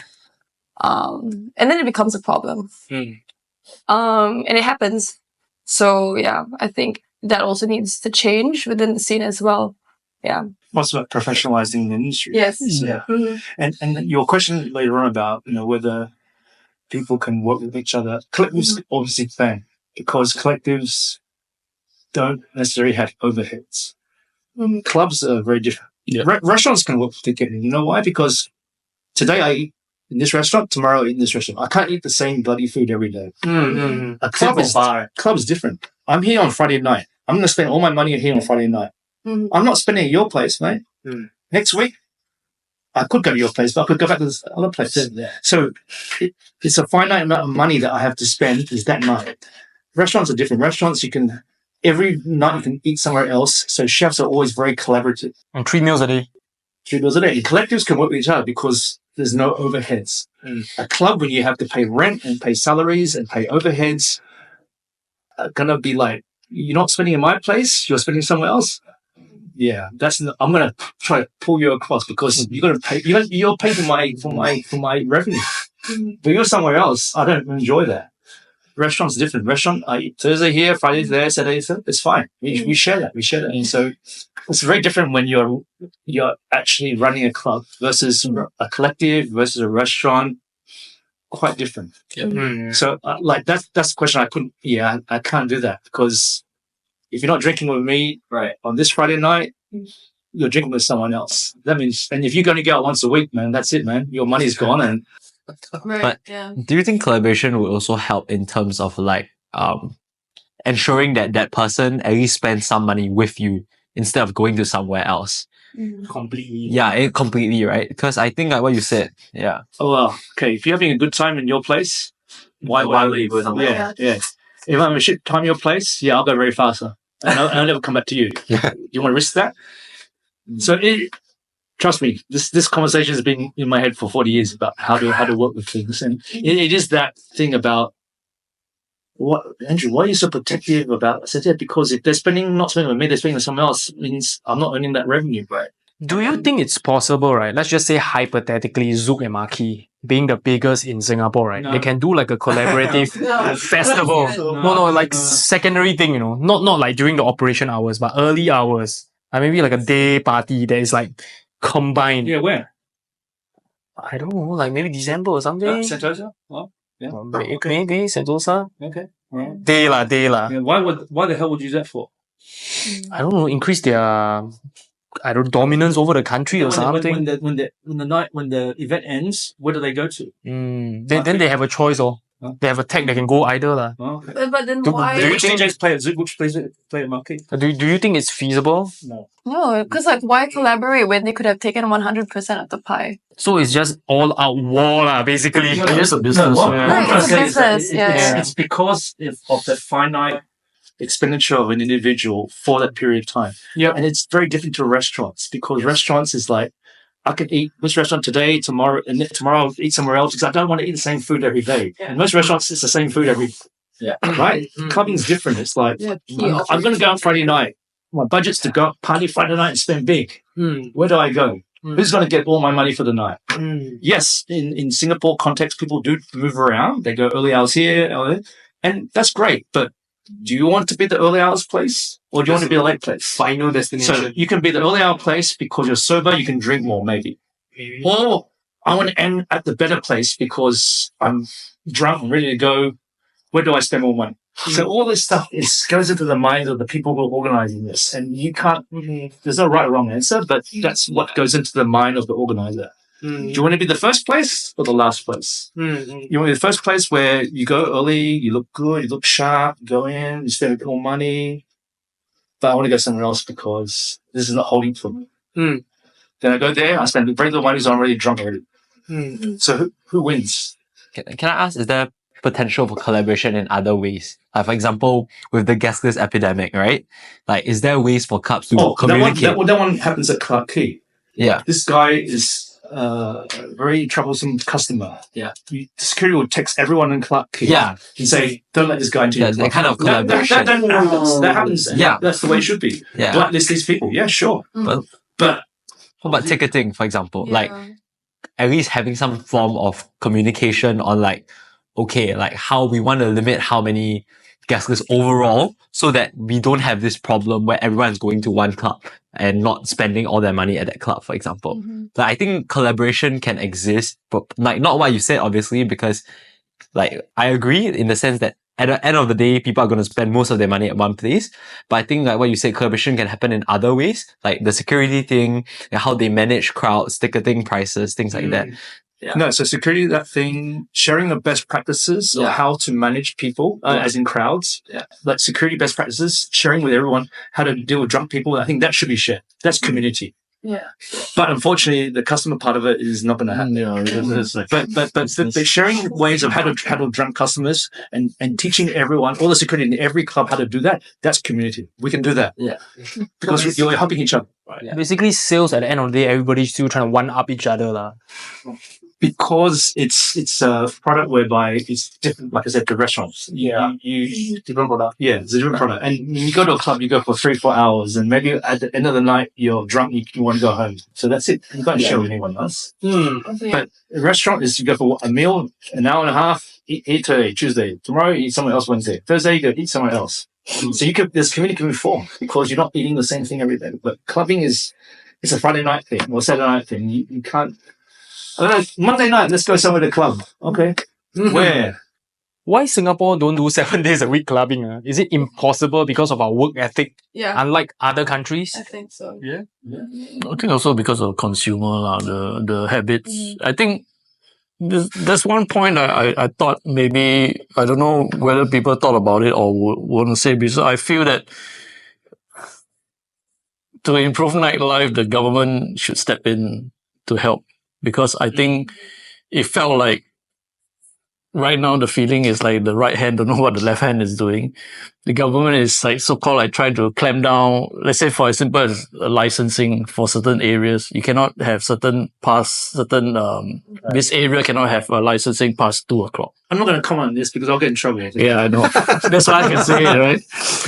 So it's stuff like that. You know, like I know they're trying to control the zone and stuff, right? But I feel that I mean, I can understand why the government is trying to control the so-called vice aspect of it. But I think if the government is looking at clubbing with that lens, how much more are the people in this country looking at it? You know what I mean?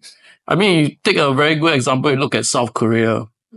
Why K-pop exploded? That's because of government. Yes, the government helped. The food, the drama, everything is all linked. Because they really surpassed Japan. In the beginning it was Japan. And Japan was like, but Japan is a very inclusive kind of like. Japanese government doesn't support. Yeah, correct. But Koreans are just totally different. And you can see the results now. I mean, now it's like really world. But I mean, K-pop can kind of fit some political agenda, right? Where they can use soft power to like inculcate Korean like ethics practices, you know, to the world, to the culture spread, you know. That's the reason why they pump the money in. But what can Singapore clubbing do to help the Singapore government? I think Sell some char kway teow or chicken rice. The DJ can come to wash the plate. I think the problem with Singapore is a bit unlike. I mean, we are not like the other countries like Thailand, Malaysia. They already had their own cultural roots. Singapore is a bit like a mix, and it's like a transit. I think we also have a very small population here. Yes. And we have the issue that in the let me be careful what I say here. The heartland, the people who are a majority in terms of voting for the next election, the heartland has a certain way of doing things. Then you have and the heartland's very Chinese speaking or dialect speaking. Then you have the sort of moral majority, so moral, but with majority of minority, I don't want to say, but the ones who are English educated, but who are holier than thou or with many things. Okay. that's more like So obviously this has nothing to do with that, mate, right? And those are very vocal people and very,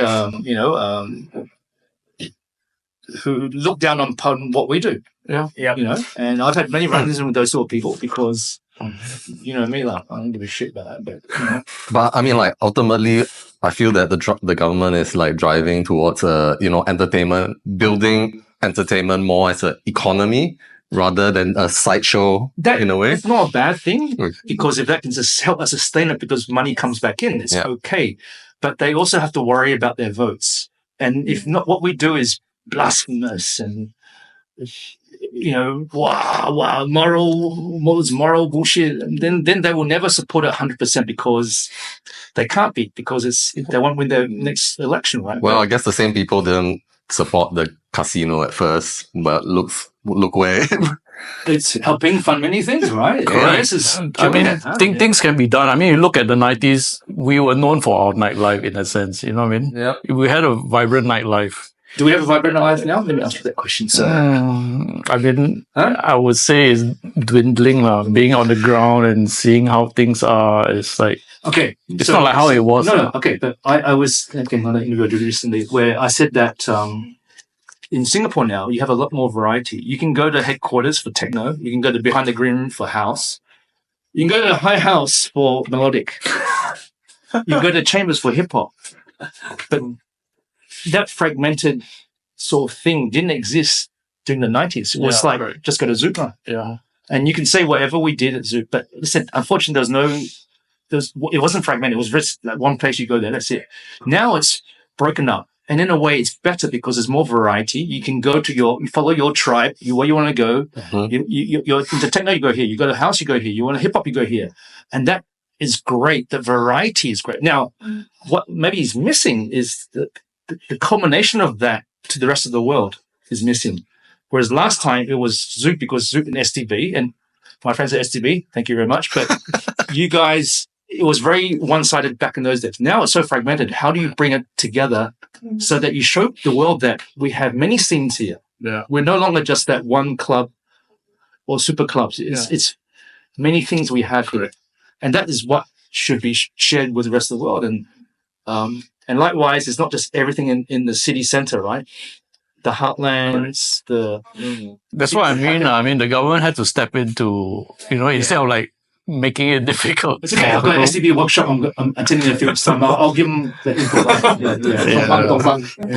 Well, I guess that's what's really important of what he said. Like, the lens that I guess government bodies or legislation looks at clubbing or the party culture in general is also very important because it affects what can be done about the industry itself. Yeah.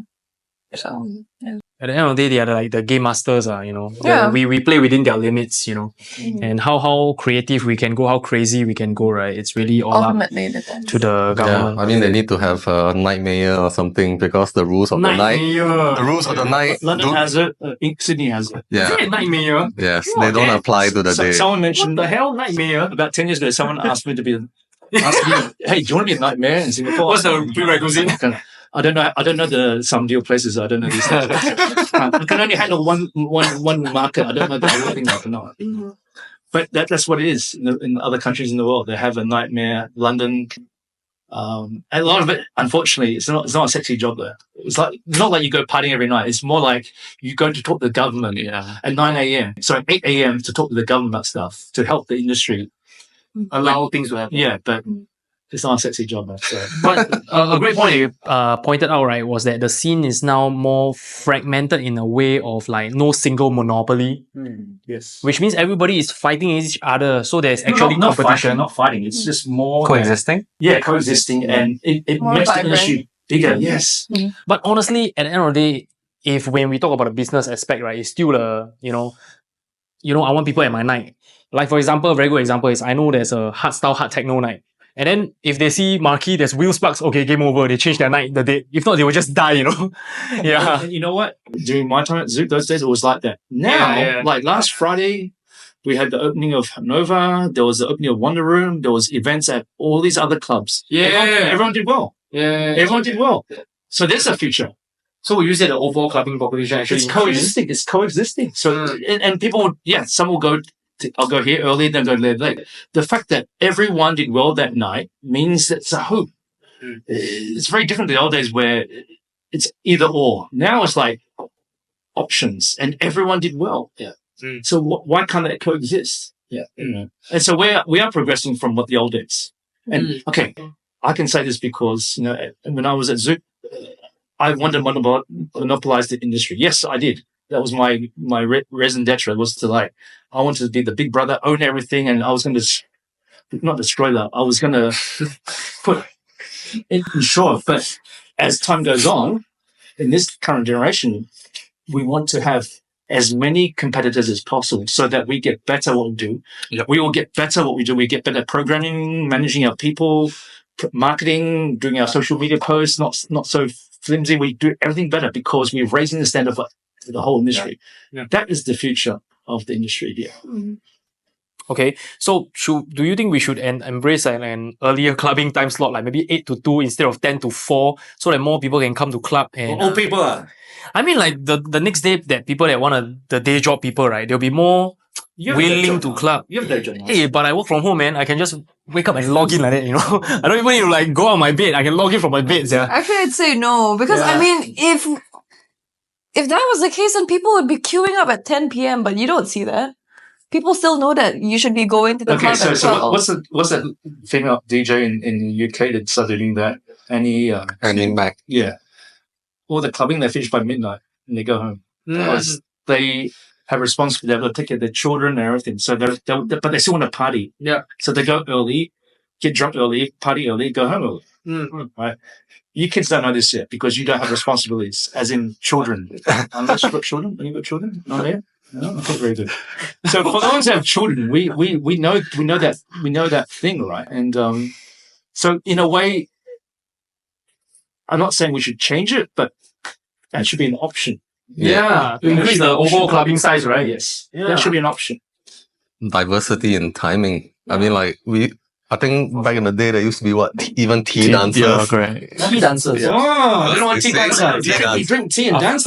It's for the No, like during the tea time period. no. So basically, tea dancers were I think Targeted at during kids, they don't serve alcohol. Under 18? under 18. In the day, like Saturday afternoon or Sunday afternoon. That's what beans and beats does. 2 to 5. I mean, the other one is coffee dancers. I mean, that's exactly what we do, right? I think the time slot we target is. But this will be in a club. So it used to be at Fire Disco used to be one. Once in a while? Yeah, once in a while. 2 p.m. to 5 p.m. Yeah. That's almost exactly our time slot. Yeah. This and none of this. So it's exactly the whole club experience, but without the alcohol. Yeah. So different to you because you're still in a sort of Different natural environment, sunlight thing, right. This is in a club. Club. So Yeah. you're in a club, it's still dark, It's loud. it's loud. Yeah. It just when you look at your watch, you go is that 3 p.m.? No, sorry, 3 a.m.? No, it's 3 p.m. There you go. Yeah. And people will dance. Yeah. And some places we actually have parents hanging around just to be chaperones. It's like a what do you call it? What are those things you do when you're prom, like a prom, right? Hey, don't fight. Yeah. But I think maybe we could ask a question to Ethan. For you, right? Yeah. Do you think things would change for Beans and Beats if let's say you did that? You shifted Beans and Beats into the club. yeah. I mean, for sure. I mean, for us, the venue is less important than the overall vision and the idea behind the event. So we're not opposed to doing it at clubs or bars. I mean, we've done one at Nook Nowhere, one of the bars that recently opened up. So I think for us at the end of the day, yeah. So we didn't serve alcohol, only coffee, right?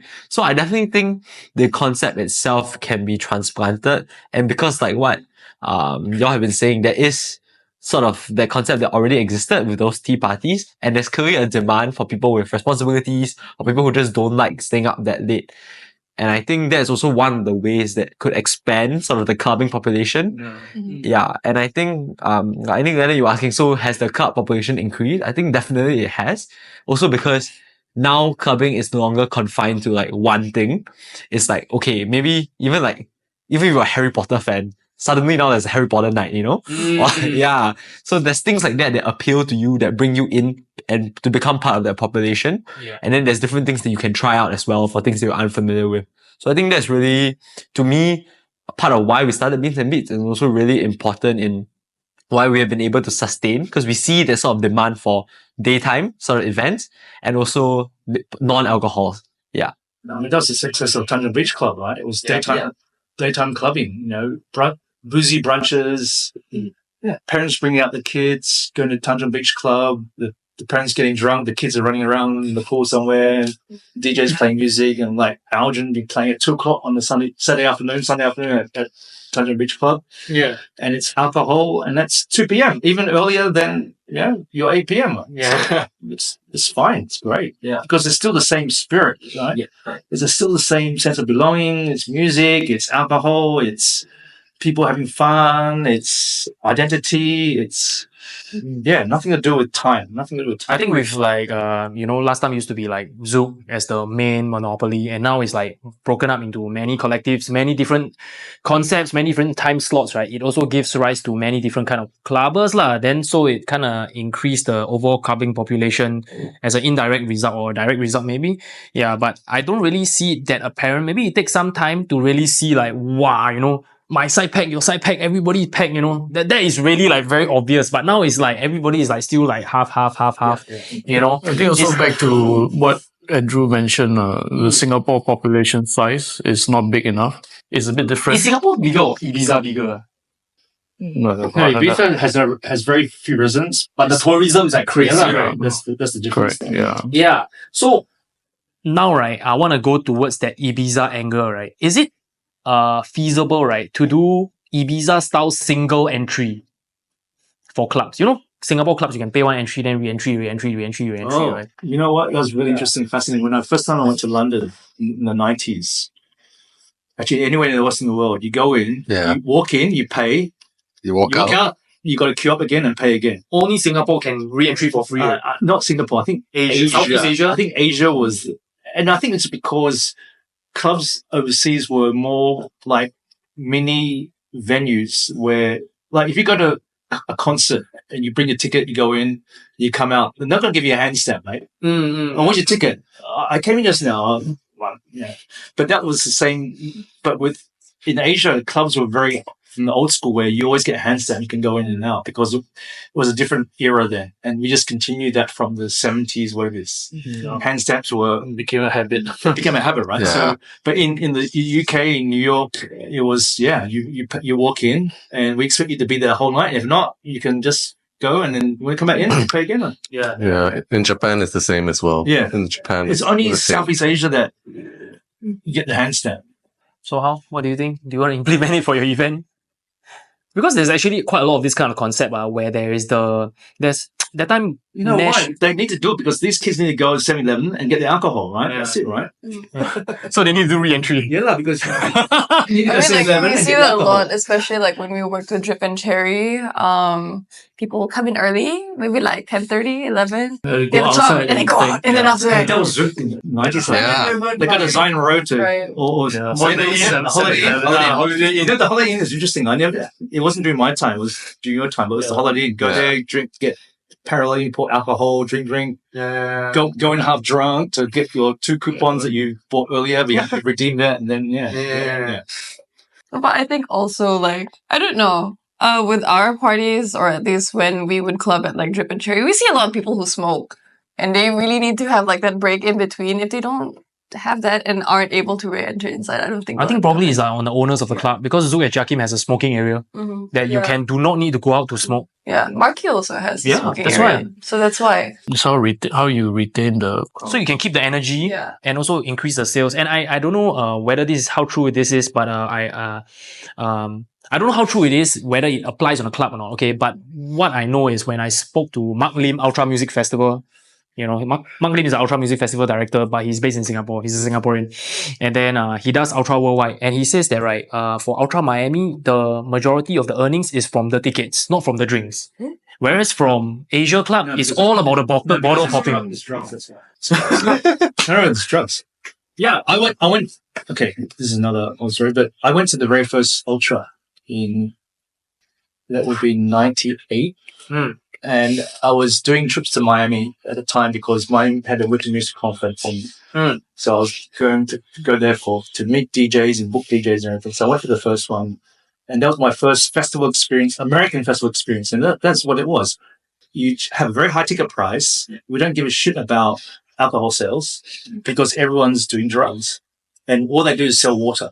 Because that's what you need to survive. Otherwise, people will collapse and it'll be deaths and nothing. So, alcohol wasn't important. There weren't many bars. And, it's a different culture, unfortunately. So we can't compare to the West because our drug policy here is super strict. Yeah, exactly. So it's a different thing. So it's the idea, single entry, maybe. I don't know if you want to implement your own event. And one more thing I want to say about Singapore, about the drug policy is that one thing, having done it so many years in Singapore, learning to preset music for what it is versus in other places in the world where drugs enhance your experience and maybe not to the music, but the drugs. So I'm appreciative of what Singapore has done for the music scene because in other countries, it's not really the music, it's about the drugs. So I was with a particular club operator, shall not name who, but then he was saying that, one of his regulars that go back and forth Thailand and Singapore, Thailand transmission, right? And then the DJs, right? Singapore DJs are like so much better because like there's lack of stimulant, right? They're sober. So I have to DJ and make you dance when you're sober. So it's actually more difficult, you know? And that's what all the international DJs said to me when they played for us in the 90s because we were so strict on drugs. Yeah. They're like, wow, this is amazing. I'm playing to a straight audience, a sober audience. This is so good test of my DJ skills. Whereas other countries, you could play the same track 5 times over and they would say, woo! Yeah. No, that's a credit. And you know what? I don't care what people say. That is something pure about what we do about music, right? Yeah. Everything else, the chemicals is whatever that just. Yeah. Because of the rule of law of Singapore, indirectly produces better artists. Yeah. So, something for people to consider when they are just thinking that clubbing is all about vices. Now is a great time, man, with like all 6 of you here. It'd be best to like kind of brainstorm like a difficult problem for nightlife. Like we face a lot lah. Like most of us like love nightlife so much, right? But we can't do it as full time, you know. We have to like pursue our day job. I really wish to do this nightlife thing for full time, you know, but it really seems impossible at this point in time lah. Like for example, if you're in Amsterdam or you're in London, right, it's actually quite possible, you know. But actually, I think it's also a perception that I think people can look at it from another angle.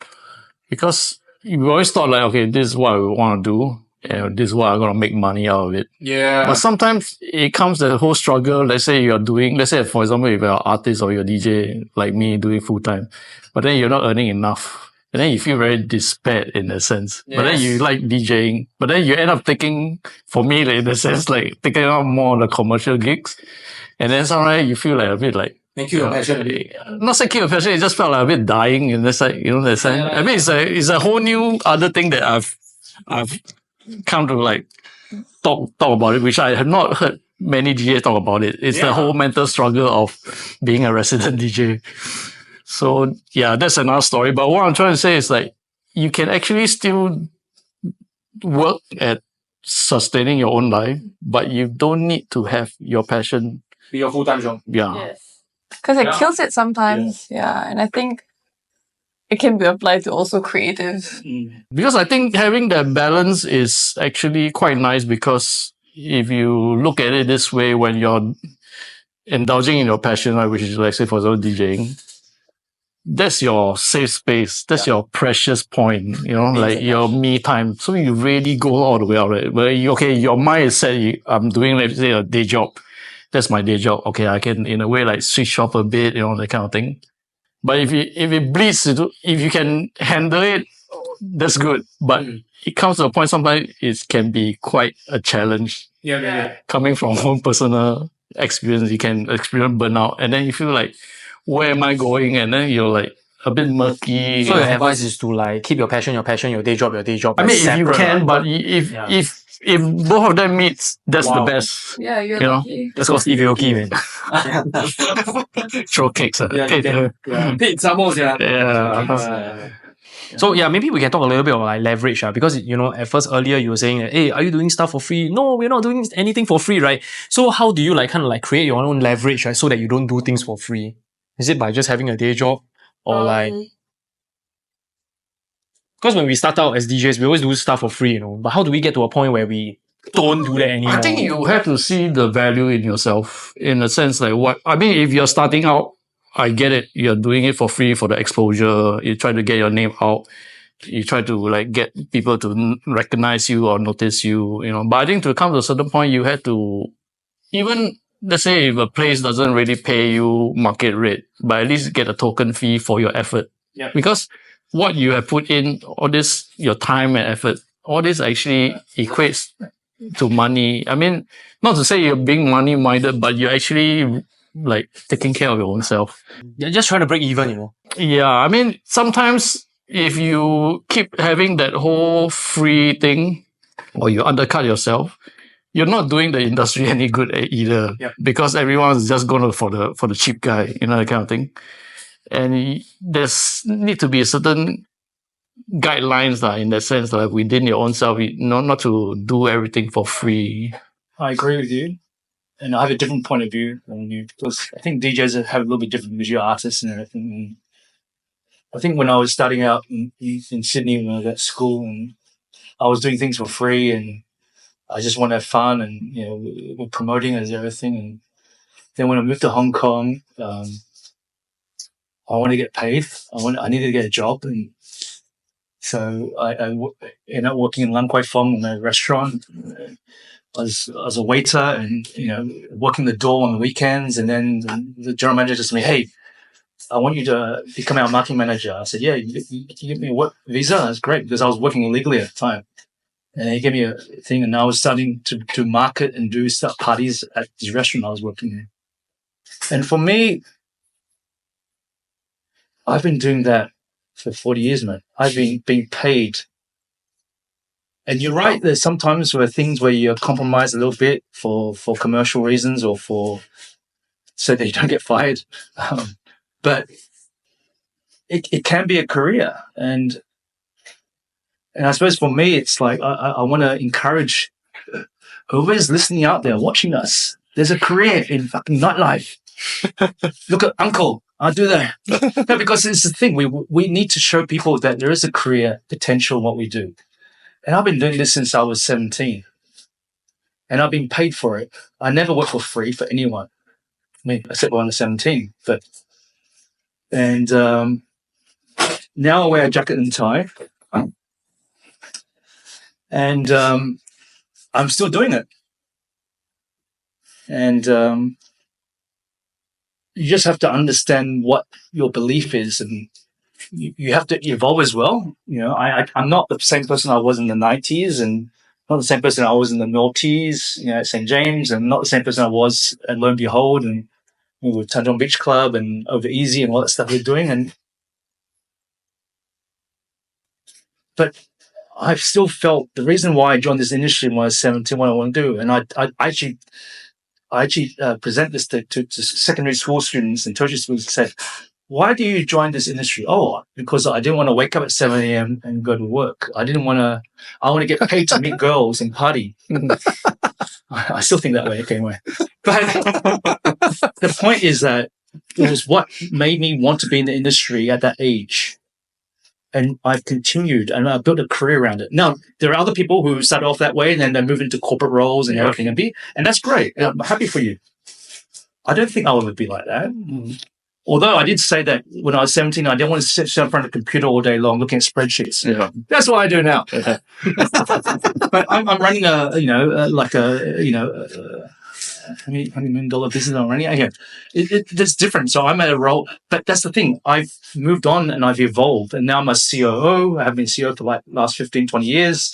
And I look at different things because I'm worried about the growth of my people, the bottom line, about infrastructure, about systems and processes and all the unsexy stuff. But if I can do that so that everyone else can have fun and build up, and we can keep our customers and guests really happy, and our staff, the most important people in our company is my team, they're happy and they feel they're engaged, then I'll do all the shitty stuff because old man can do all shitty stuff. But don't ask me to do it when I was 17, I know. So what I'm trying to say, there is a career path if you want to take it, and you can earn decent money and be happy at the same time without selling out too much.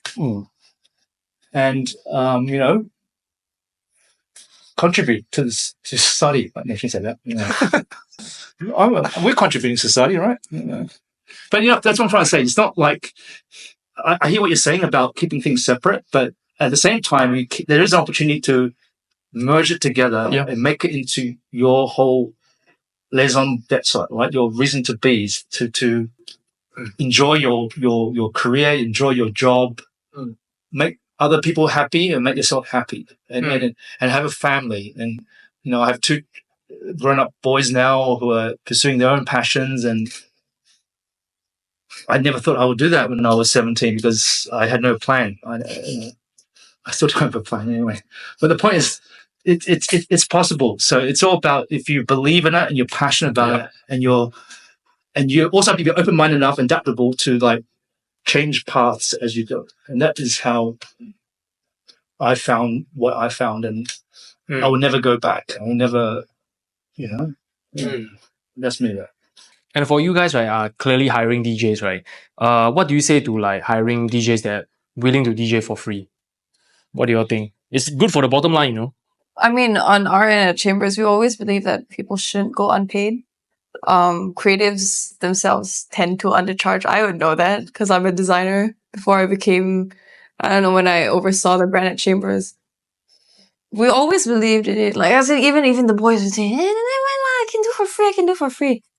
No, never, ever, ever. So, I mean, there's a general culture where we really put pride in recognizing and respecting the value that they bring to our team and the brand as well. Yeah. Because, I mean, without them, I mean, we wouldn't have people listening to music, right? Without, like, the creative side of things, people wouldn't see our parties online. Without our photographers, people also wouldn't know who came to our parties. So all of these people, I mean, as much as, yes, loyalty can be a thing, you know, you can just work off that. People have lives to live. People have lives to fund. You need to go and give them a reason to, you know, stick with you. I mean, I think we were thinking about it, like, especially early on. We all thought that we wanted to make Chambers something that we could make it our job. Honestly, all of us wanted to make it our job. But it came to a point where, honestly, sometimes we came to a point where we actually got burnt out. Which is why we've now stopped and we're looking to pivot because actually it got very repetitive. So What's the pivot gonna look like? we have no idea yet. Actually, Is it gonna still be nightlife or I don't know, gonna sell chicken rice or something? no, actually nightlife still. Because I mean, Okay. the whole thing of creating experiences where people can find their friends, explore new music, and like maybe meet your possible girlfriend or boyfriend. I mean, that's all thrilling, and we want to be able to give that same experience to other people. The same way I felt when I So came what in. do you think is repetitive then? For us, it's like what's repetitive is now because The process is repetitive, sure. Yeah, But but the output is not right. repetitive. the output isn't repetitive, but what brings the money in consistently is something that we kind of got tired of. So like, I mean, the music that we've had to play, But you got paid too much, is it? Hey, hello. You get paid is better than not getting paid, lah. I mean, like we got Like every week you must play Despacito. not really, but more like what the crowd is also tending to look for. Because I think from when we started in 2022 to now, our crowd has changed quite a bit. I think also because at the start, we had a lot of like international school people, mostly because it was our friends. And then they leave. Yeah, and then they left. Then they left. And then we had more of like the mainstream club scene because we did a lot of parties now in the clubs, mostly Drip and Cherry. And then there was a specific like group of people that we had that didn't really appreciate hip hop as much as we did. But we had to go and cater to them. So then we would have nights where we would play more One Direction. No, but where's the new international school kids? Like, Where were they? Okay, this They're is not this, always this no, there. this is the Yeah. problem. This is the problem. I always say, love club owners. They, if you open a club at a certain age and you grow older with your audience, and suddenly you are old like the rest of them, and then the youngsters that come in, people are like, "Hey, your crowd's so young now." I remember during my Zouk day, people say, "Wow, your crowd's so young." I said, "No, they're not young. You're fucking old. That's it." Because you grew up already. So likewise, I'm telling you, your initial crowd was the international school students. You should be nurturing the next generation of international school students. Right. That's how we do it. I'm now nurturing. Why am I talking to you tonight? Because I want you to do a party with me in Nova, all of you, because I'm nurturing the next generation. If I'm only talking to my people of my age, we'd be all fucking fossils, dinosaurs already. It's always about the next generation. We have to support the future.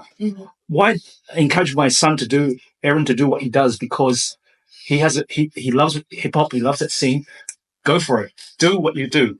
And we evolve with that. So if your initial crowd was international school students, you should keep in touch with the next generation. Every year there's new international school students. You don't tell me they run out already. Don't tell me international school students stop coming to Singapore. No, they're still there. Yeah. But you just don't connect with them because you identify with the older ones who have left and you've forgotten these ones. I've always believed when I was at Zouk, always look for that next generation, because we get older, sure, but this generation is coming through. Embrace them. And make sure they are the ones going to carry your message and your vibe for the next 2 years, and then keep bringing the new ones in. Yeah. People used to say to me, "Oh, it's so good," and you're very young. I said, "No, because we encourage young people to come through." You remember this thing, right? It was always this rite of passage. When you turn 18, on the first night you turn 18, you're queuing up at Zouk.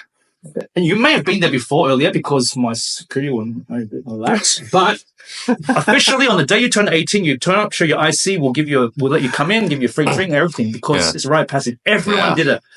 And I encourage that because as I got older, I need every 18-year-old, doesn't matter if I'm 45, 55, 65, every young 18-year-old must come through Zouk. That was because we were building the next generation.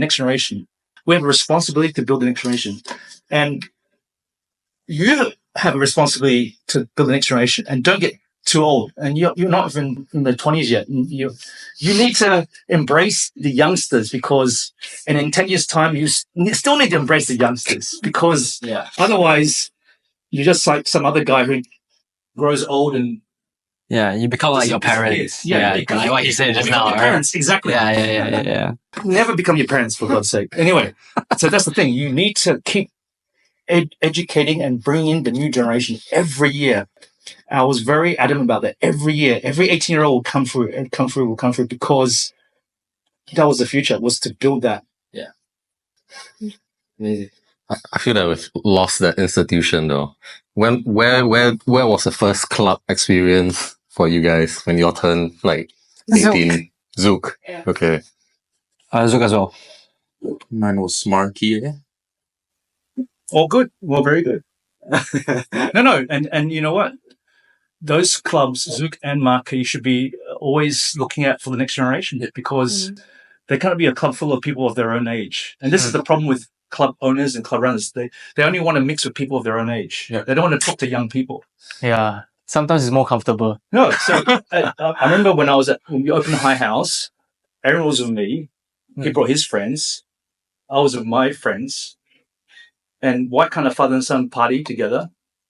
Although one night I got drunk and I went home and left him at the club. I remember he showed me. He showed me the text. He's like, "Dad, where are you?" "Oh, I went home because I'm drunk." It's like, "Huh? You left me here?" Yeah, exactly. I got fucked by the wife the next day because I said, "You left your son at the club." I said, "Yeah, shit." Right. No, but the point is that it's like we have to embrace the people who are in everyone's responsibility who are running clubs should embrace the younger generation because otherwise we'll just become a generation full of old farts, right? Correct. We need to be bringing in new blood all the time, new music, new ideas, new culture.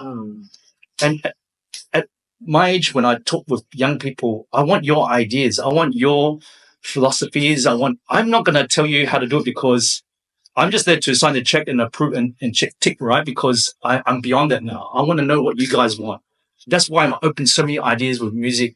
When Zushan tells me we're going to do an emo night, we're going to do Afro beats on Thursday at Nova, I say, okay, I'm not going to dictate that because you know better than me. Yeah, I'll just sign the check, mate. That's it. But we're encouraging. And then today I was with Audrey saying, we need to bring more young promoters in. We'll do a hip hop night. We can get Chambers or all these guys to do stuff, doing stuff. Yeah, let's do it because it's not me anymore. It's them. It's what they create for the future of the scene. That's it, man. Yeah, that's very true. And last question for the night. So this is a recurring problem. Whose job is it to bring the crowd? Is it the DJ or the club? Both, man. They should be working in tandem. It should never be. It's always both. So and even more than that, it's not just those two. It's a lot more people. Yeah, because it's not just a one-person job, you know. It's so difficult to It's bring. collaborative. Yeah. Because the other day I was having the podcast with Therapy Room, Deepak and Sean Nocturnals. They are like, if you want me to bring my own crowd, Yeah, then might as well I just open my own club. The hell, why do I even need to come here? Yeah, I remember that when you said that. Like, we only book you because you can bring 100 people, right? Yeah. I remember that. Yeah. Yeah. So how should it be? You know, I think the clubs need to understand that it's not an easy way out. Yeah. Because a lot of time they hire DJ based on the socials, they see the metrics, and oh, this guy can bring in, you know, but sometimes that does not equally translate to people coming in. And I think it's a lazy way, like they just don't want to do the marketing, they don't want to put in the money for the marketing. But whereas it takes hand in hand, you see. And also from the DJ side, I think as a DJ, You should do a little bit, right? you should, you know, don't try to be so cool that, this gig is below me. I don't want to advertise it on that. Everyone has to play a part. everyone has to play a part. Team effort. Yeah. Come on, lah. If a venue want to book you, you know, it's equal courtesy to, you know, repost it. It doesn't take much, you know, just to tell your followers, you know, don't try to be so cool and stuff. So it's like, again, it's hand in hand, you know, it's like, if they understand that, then things will move forward. If not, then it's like, how well does social media convert? Or is everything really dependent on word of mouth for everybody? I would say word of mouth is usually the strongest as well. I agree. Social media puts your name out there so that when someone's like, oh, let's go to this, you can be like, oh, I already heard of it. That sounds interesting. But like, social media alone is not enough to convert. Yeah. It's easier. Word of mouth is the most powerful form of marketing. Yeah. That's it. That's it.